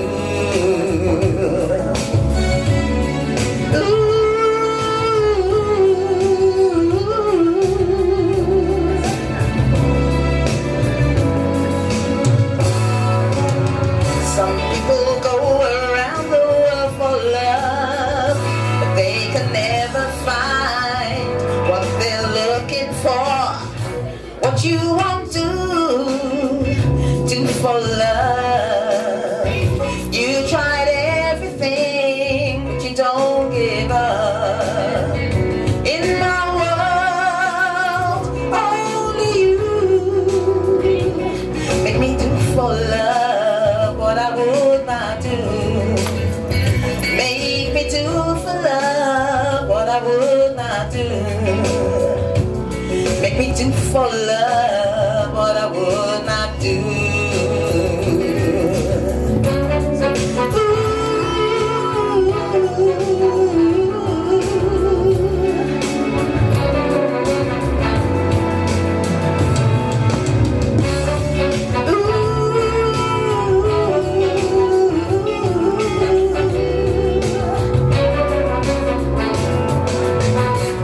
Thank you.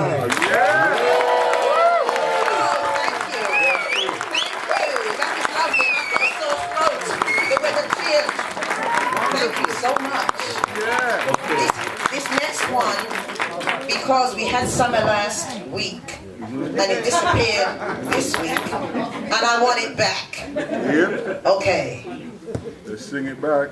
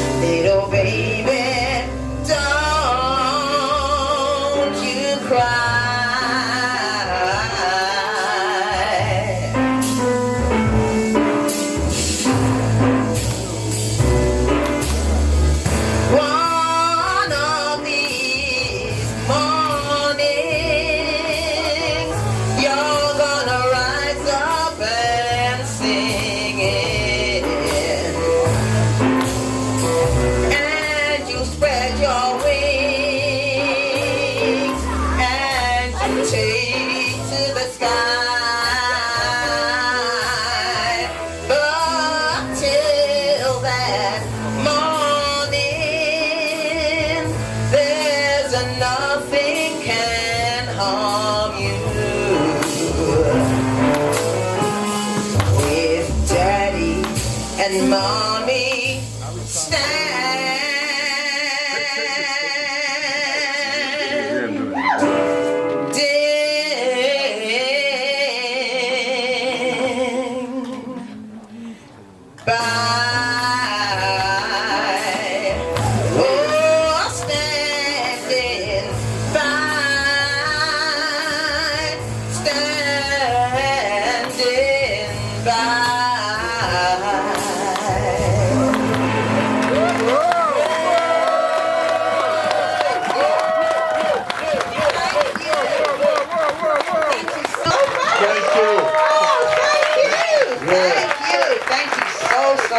Yes. Thank you. Okay. Whoever's next. Yes. Next person. And it's my good friend. I've known him for a long time. And in fact, I didn't know he was a singer. I know he does a bit of poetry. I know he's a lecturer. He's a writer. And when I saw him last time saying, he really blew me. So at this point here, we don't have time to go in his personal CV right now. We'll be here for another hours. We're going to scratch the surface. Open mind, open heart, please welcome Lyndon to the front. Come on, give him a clap. Give him a clap.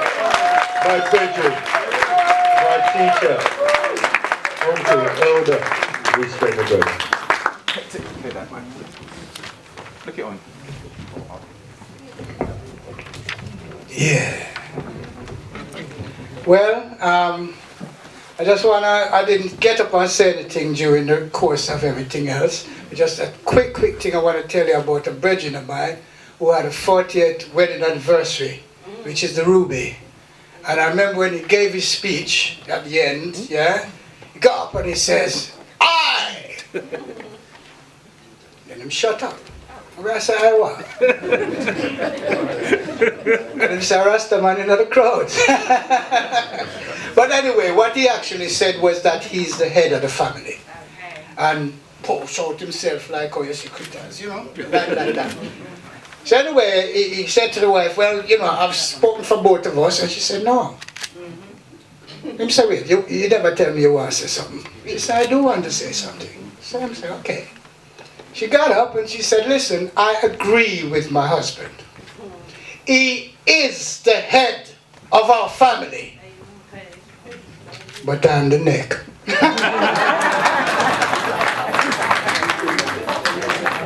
So that's my tribute to you, ladies.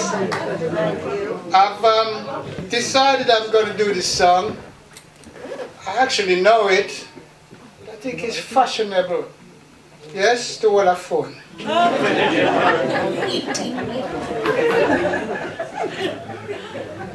This song I sung to my dear Empress at the Hackney Attic last Sunday. Oh yeah. And she, why, I don't know. I think she's still a melt. No man. But I love it. It's a lovely standard song. And it goes like this. Don't go changing to try to please me. You never let me down before. Don't imagine you're too familiar, and I don't see you anymore. I wouldn't leave you in times of trouble. We never could have come this far. I took the good times, I'll take the bad times, I'll take you just the way you are.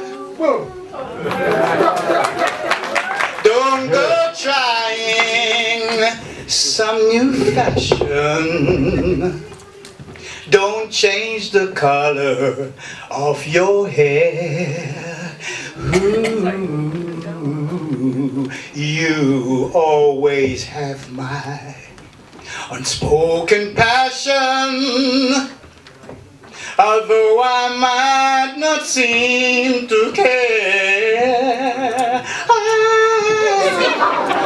I don't want clever conversation. I never want to work that hard. I just want someone that I can talk to. I want you just the way you are.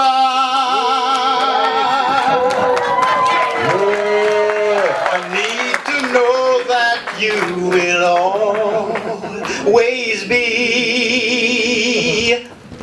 the same old someone that I knew. What will it take till you believe in me the way that I believe in you? I said I love you, and that's forever, and this I promise from the heart. I could not love you any better. I love you just the way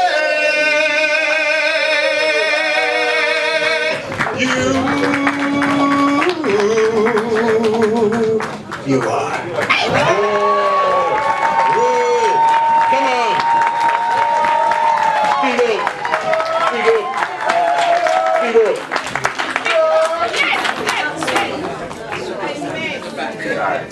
And if my empress ever tell me that I'm obsolete, I will agree with her. I'm going to reinvent myself with somebody else. But for right now, I got another song that I really love.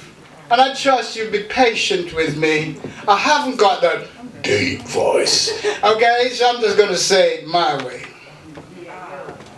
This has got to be the saddest day of my life. I called you here today for a bit of bad news. I won't be able to see you anymore because of my obligations and the ties that you have. We've been meeting here every day. And since this is our last date together, I want to hold you just one more time. When you turn and walk away, don't look back. I want to remember you just like this. Let's just kiss and say goodbye. I had to meet you here today. There's just so many things to say. Please don't stop me till I'm through. This is something I hate to do. We've been meeting here so long. I guess what we did was also wrong.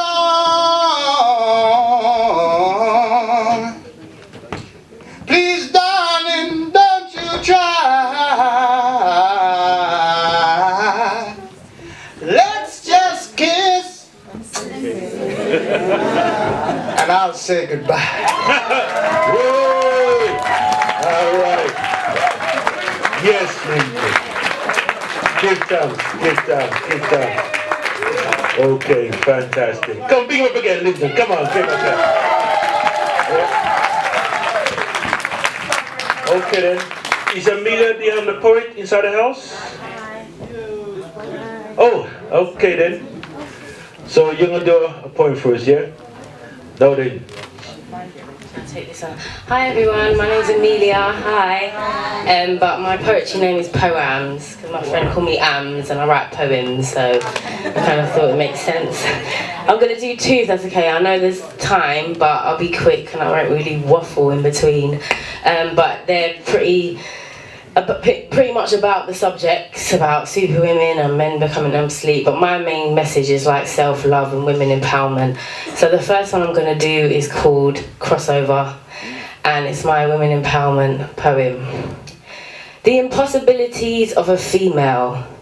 Countless probabilities in the detail of her design, channeling all things intertwined in her mind, body and soul, accomplishing any goal she puts her mind to, guided by the light her soul shines through. I know what they told you, but she makes the world go round. Arched over Geb, I think that's what they found when they claimed the earth was round. She gives birth to the sun and her name is Newt. Goddess of the sky, held by her roots, earth, wind and fire she surrounds with her curves, the ones you desire and stare at ignoring her words. Temptress sent from the Most High, knowledge is the key in her eyes, sinfulness disguised as power or power disguised as sin, floating inside her 9 months she held you in to then hold you down. Like gravity you need her around, her majesty. She comes in all different bodily forms, just to make her visible in the physical form, but if her physical doesn't fit the norm, then we make her cry. Why? Because history will tell you her story in his way. Ill-educated up to this day, we still seem to think that she is beneath us when it was him that was made from dust. With her chromosomes as an X and his with a Y, she marks the spot and he only questions why she's king. The knowledge is written in between her thighs, she's king. We seem to think God is a he, again all lies, she's king. Mother Nature, without her the population dies, she's king. It's the truth, stop questioning, just realise. Overflowing with love, so powerful she disposes of blood once a month, and her womb reflecting galaxies, and her ovaries looking like what hangs from trees or balancing scales, and the balance is in her, and through jealousy the man prevailed. The man isn't her keeper, she keeps herself. The man simply needs her while she weaves his soul in wealth. And he protects her, yes, but not because she is weaker, but because she's precious. And her soul leaves him breathless, and he needs her to nurse his young, to nurse his offspring until they are sprung. All the impossibilities of a female, but she's a king and she will always remain one. Thank you, that was my first.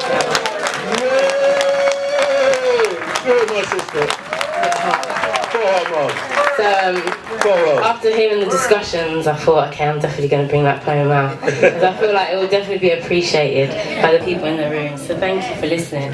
My next poem is one of the first poems I wrote. I've only been doing poetry for about just over a year now, and this was like a journey of my self-love. I was in a, like most people, when they reach a moment of enlightenment, they're in a dark place, and I was in a dark place for a while, and then I realised there must be more to life than this. So I kind of went on a spiritual journey, and I realised self-love is something that I need and something that I haven't been feeding myself.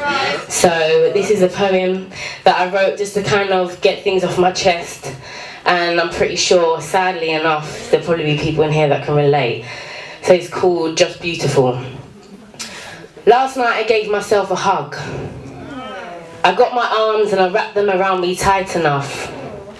It felt a bit weird at first, I'm not gonna lie, but I'm trying out this thing called self-love. See, I want to love everything about me, exclusively, unapologetically, because somehow I was made to believe that I wasn't made beautifully because I don't look like what they portray beauty to be, but he calls me beautiful only to get his leg over. Sorry, let me start again, I messed it up, sorry. We're gonna start again. I'm not afraid to start again, you mess up and I can start again. Just come true. So, let me go again. Last night I gave myself a hug. I got my arms and I wrapped them around me tight enough. It felt a bit weird at first, I'm not gonna lie, but I'm trying out this thing called self-love. See, I want to love everything about me, exclusively, unapologetically, because somehow I was made to believe I wasn't made beautifully because I don't look like what they portray beauty to be, but beauty's in the eye of the beholder. And he calls me beautiful only to get his leg over, but that's all I want to hear, so I fall for his words like a shot soldier and just lie there, bare. But the war isn't over, constantly fighting the words, she's ugly, she ain't even that nice, her friend's hot, and yeah, she's alright, and then he calls me beautiful and I'm weak. So easily knocked off my feet, I soak up the sweet words he speaks to be, a couple kisses on my neck and I give him me, and then he changed. We used to speak every day and now he hasn't replied to me for about a week. My whole mood becomes affected. No, that's not it. My whole self-worth becomes deprived as it only seems to thrive off the validation of others, and a storm is brewing in my mind going over the lies I even bought of this brother. Like, damn, I'm going to delete my Instagram page because the pictures of me make me feel sick. And I don't look like the girls on the Explore page, so I might as well cut it. My whole mood is affected because I feel rejected, completely unexpected as I got lost in the sauce and neglected myself again, of course. Like, girl, what is it that you're looking for? What is it that you want? What is it that you're yearning for? You're empty inside because you haven't entered it before. There's a whole library on books on you that you haven't even read before, and there's voices inside you you're choosing to ignore, screaming, girl, you're beautiful. You're made just the way you're supposed to be. The universe makes no mistakes, so listen to me carefully, let's have this conversation. When you walk around not knowing yourself and not owning yourself, you give off a certain type of vibration, one that is preyed on by people that feed off the insecure. So you need to know yourself inside out, and you need to love yourself more. You need to build yourself from the inside out and build a strong constitution, because you can't just fall, and then you need to accept that this is you. Do you think the sun is envious of the moon? No, because comparison is the killer of all joy. And girl, please don't tell me that you're crying over this boy. What, because he couldn't see your undeniable beauty? That's his problem. Now let's keep it moving.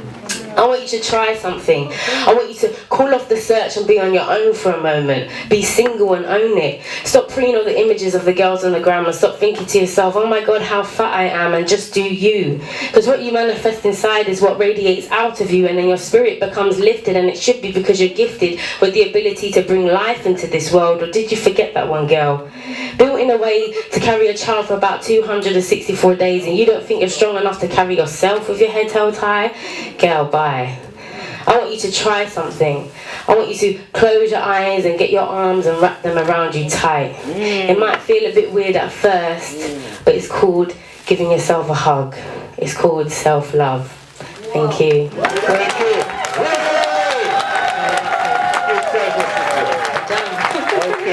Thank you for having me, guys. That was absolutely powerful. Hey, was he good? Yes. Was he powerful? Come on, give her a clap. Absolutely powerful. Okay then. Now then, this individual I'm going to bring on now is a super star. Right? And trust me, when he finished performing, life will never be the same again. What did I say? Life will never be the same again. Right? But when he come on, if I make some noise, you know, we can go for a give and say, what kind of fufu place we come to? Right? Anyway, now I'm getting more introduction now because we talk too much. Bring on the great man, Glamma Kid to the front. Come on, give a clap. Give him a clap. Glamma Kid.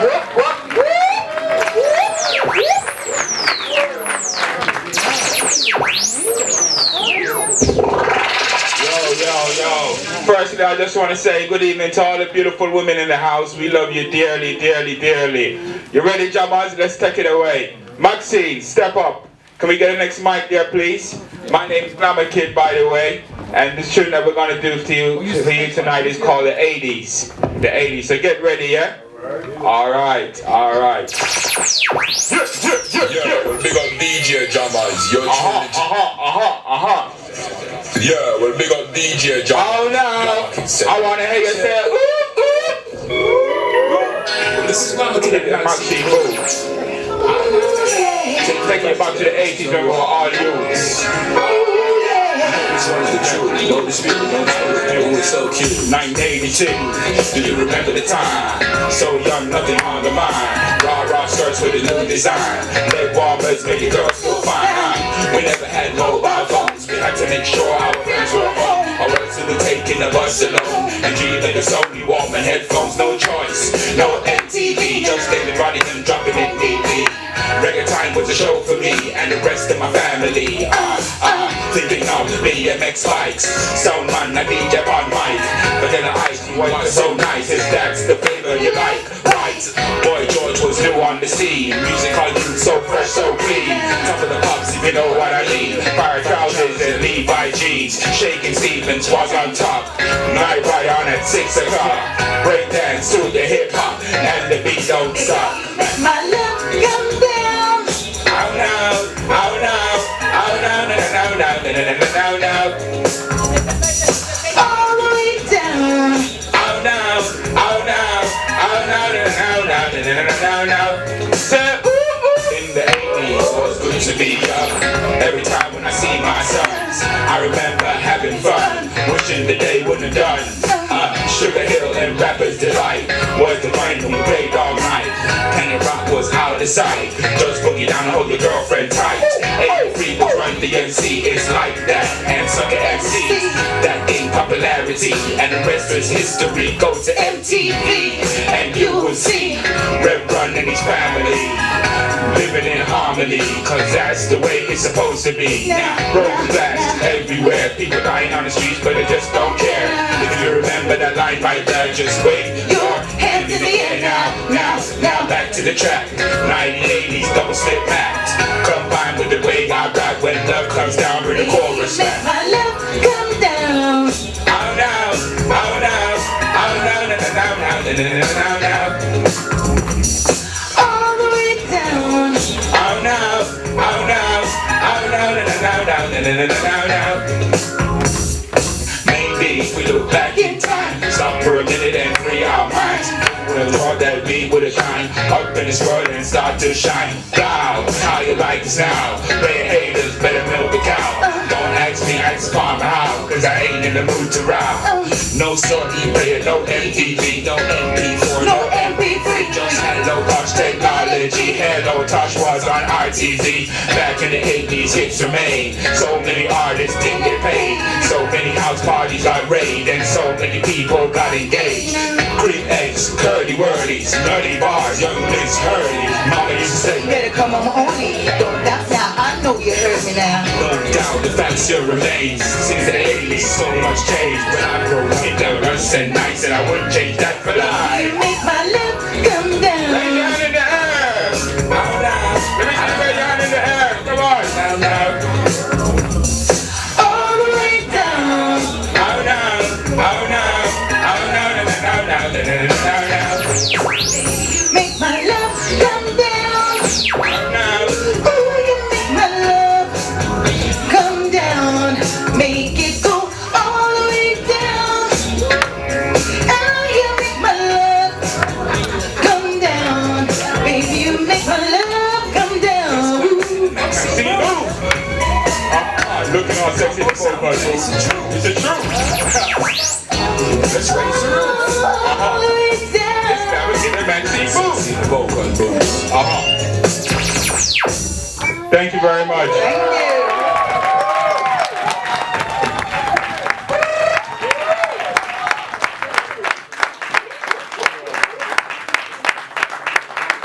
You know, I like those new songs, you know? I like those new songs, but you know what I'm gonna do for you now? I'm gonna take you back and I'm gonna do one of the old songs, okay? Jammers, give me the Mastino, man. Are you enjoying yourself tonight, people? Yeah! DJ Jammer. Let me hear you say, oh no! Oh no! Oh no, no, no! Oh no, no, no, no, no. Okay, we're in the track, Jammers. Well, listen to y'all then, dilemma. Only if a girl want to come on in the umbrella. Only if a girl want to come on in the umbrella. Now spin it like a fella. Well, listen to that man, the Godfather.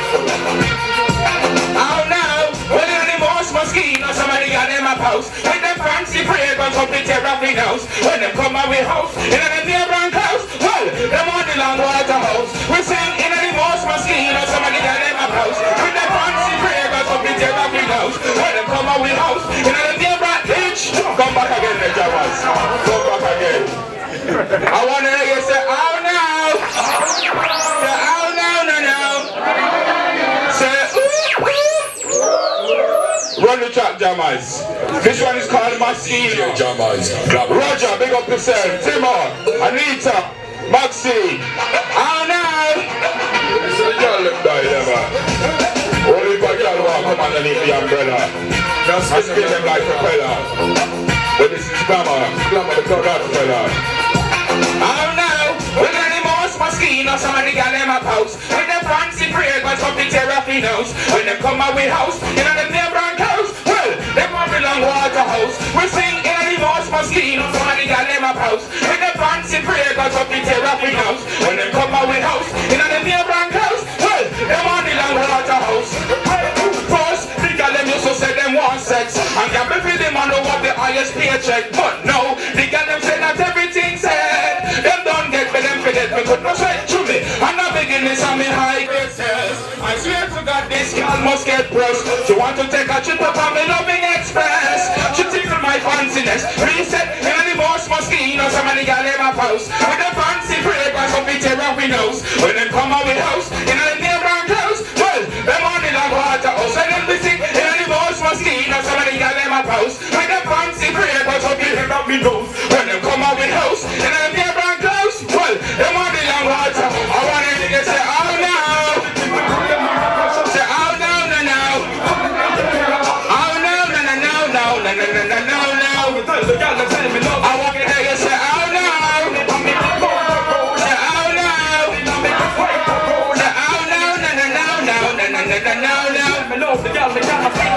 Well, any mouse mosquito, somebody got them up house. When them fancy prayer, come get their ruffy nose. When they come out with house, you know the name brand close. Well, they want the long water house. We sing in any mouse mosquito, somebody got them up house. When them fancy prayer, come get their ruffy nose. When they come out with house, you know the name brand close. Well, they want the long water house. So me sing truck mad, y'all them get me madder. Loving that me give it all I say like a big piece of it long like a ladder. She walk from New York, go straight. But the place Alabama, like the little summer. Y'all tell them, long time me want me with the girl name Anna. Them get respect and honor when me wave on the flag, wave on the banner. Have to be the girl them with the big long spanner. Y'all them say them want them at the bitch. Thank you very much, thank you very much.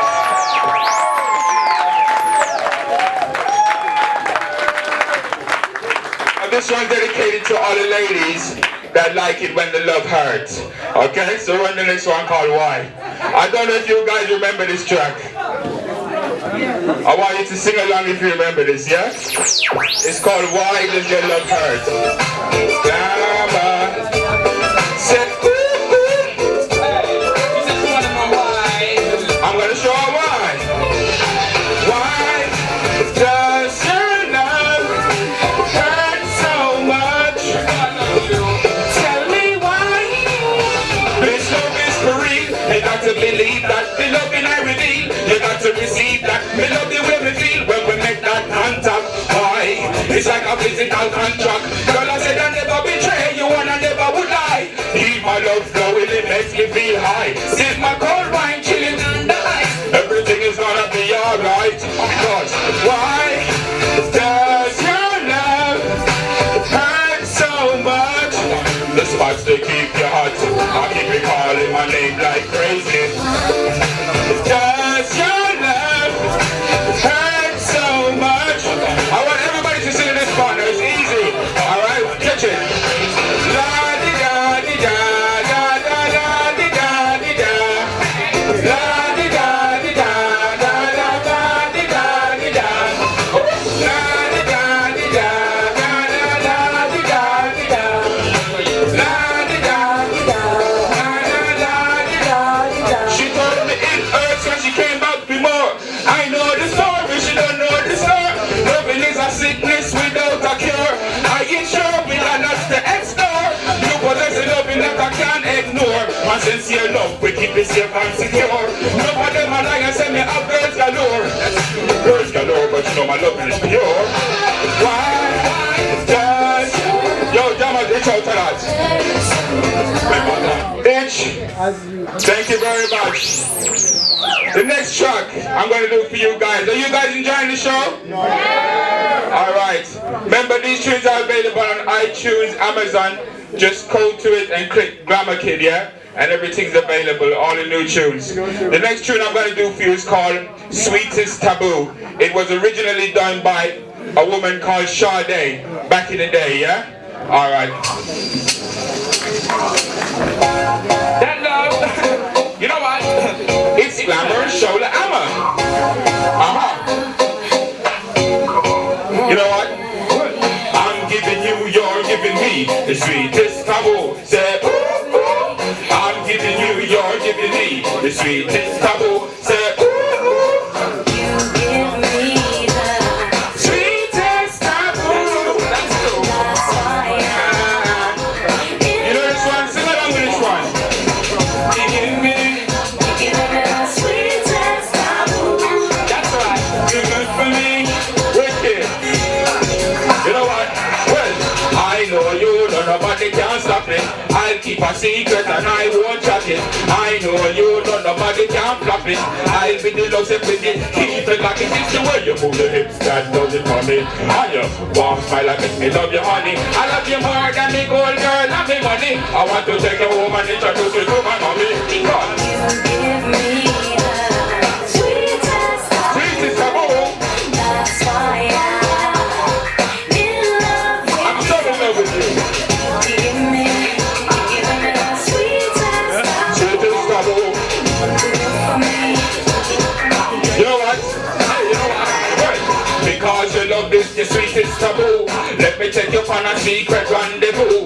Your shawty, don't change it, it's you. We can meet at the same place and live in you. To you, glamorous and you're gorgeous. You all of me think man crush up them Lexus. Pick off the light, you got the vibe. Girl, you all of me kick off the ear night. You give me the sweetest taboo. Sweetest taboo. That's why I'm in love with you. That's right. You give me the sweetest taboo. You give me. You know what? Well, I'm giving you the rhythm. You got to keep my composure, girl. I can't act silly. Look how you love about the DJ so busy. Make time for me. Don't tell me you're busy. Sweetest taboo, me and you can't part. When me day I work, me have to get me phone call. Yes, you want the girl to make it get stand tall. I me know me love you after a haul. Sweetest taboo. I'm so in love with you.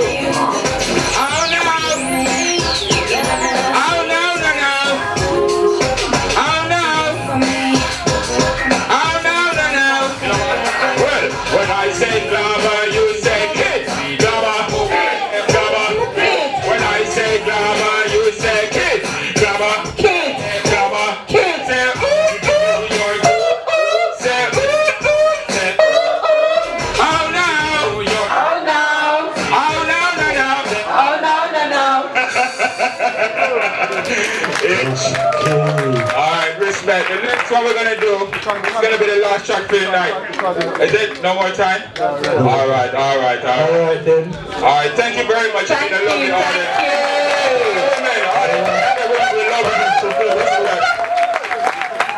I told you that life would never the same again. And big up again for Glamma Kid. Come and give me a clap again. Real entertainer. Well-known artist about the place. I'd just like to say Glamma Kid's got 2 new tracks out, Weightlift and Higher. Look out for them, buy them, support our artists. Thank you, Glamma Kid. Okay then. Right about now, we're bringing Buzzy B. Buzzy B, please come to the front, please. And just want to say thank you. Is everybody good? Yeah. All right. Yes. Good evening, everyone. I'm sure that most of you don't know me. Well, that's good to know.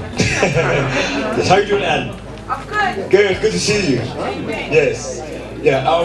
I missed the best part of this event, which was the discussion. Can we have some silence, please? In the corner over there, jammers? Jammers? Yes, thank you. A little bit of, I think the audience would like to, yeah, please, thank you very much. Good, thank you.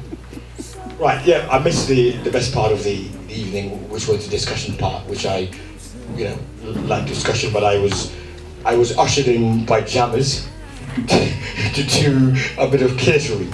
Because he said to me, "Oh, Buzzin, the caterer let me down. Can you do something? Can you wrestle up something for us?" So I obliged. Okay, well done. I obliged, and I did the catering. So the food you had today, that was done by me. I started about 1 o'clock, and I didn't finish until 7:30. So I thought the people have to be fed.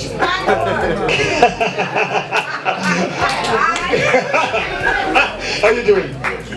Yeah, definitely. So I did that with pleasure, and because of the event in itself, me and Jammers go a very long way.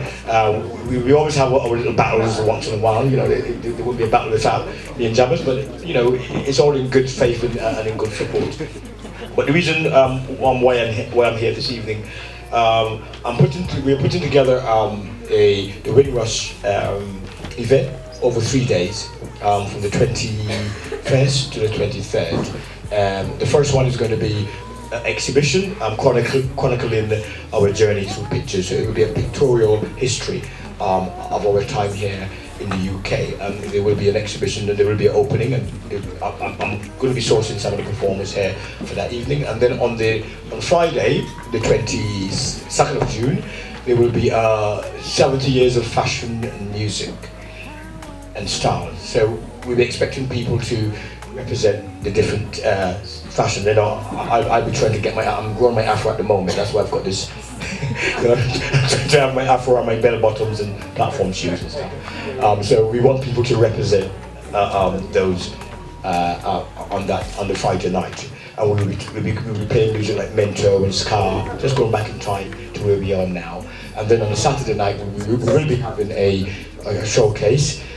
But with tributes, and we will be interviewing some of the people who came in the 50s about their journey. Because I also do radio as well. I do a talk show every Monday.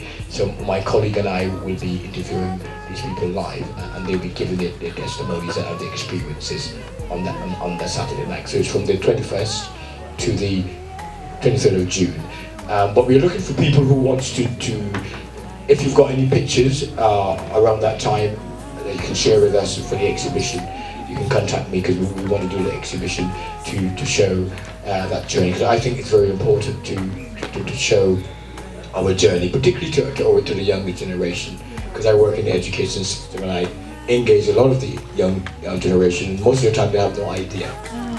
They're clueless as to who we really are, because they're just getting on from where they are. So they're thinking the journey starts with them, and we're left behind. But I think we've got to bring the story forward.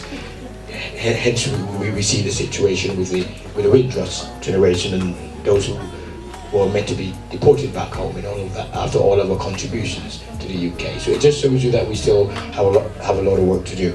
Also, the sorrel that you drink was prepared, but that you drank, and the Guinness punch. I know one lady came in there stumbling. I'm not gonna divulge who it is. She had one too many. That's prepared by HJ Juices, and if you want to purchase any of her drinks, then her telephone number is 07391 513 157. H&J Juices. She did the sorrel and the rum punch. So that's about it for me. So if you want to donate your pictures, or you have any interesting pictures that you think that you want to be part of the exhibition, just speak to me. Thank you very much.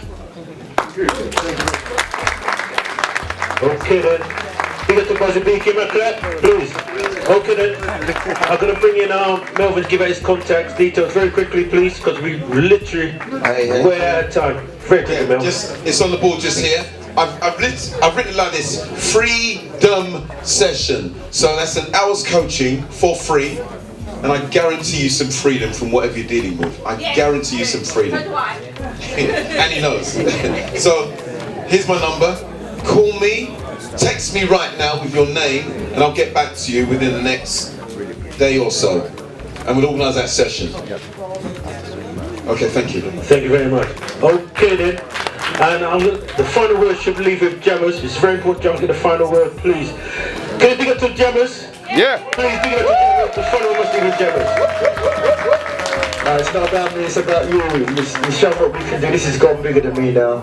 You know, and as you can see what's been taking place here now, we've got the power to define our own entertainment, our own reality. What I've learned is a lot of money is spent in acting to distract us from what we do. We don't act. We can actually call energy into existence, or we can call a character into existence. You saw what I've done with Critters. We've got a power that we can make anything happen just by thinking of a character. You can make anything happen. You've got the power to define your own reality. And this is what we're trying to, the way we speak is different from the way they speak. We have a power to pull anything we want into existence. And what we've done here, we've created a product, Speakers Club product. What we want to do now is make financial power. So next time, if everybody can just bring £2, we can create financial power as well. We can go on bigger venues, we can do more events. So just give yourself a round of applause and thank you for your support. Thank you. Okay, thank you very much. Okay, we're running out of time, so can you please stay behind some of us and help to clear up? Okay, there's tickets for the next event as well, so you get tickets from Hesketh. Hesketh's at the back there for the next event. So, one ticket for two people. Okay then. So, if people can help put away the things, that'd be great. We're literally out of time.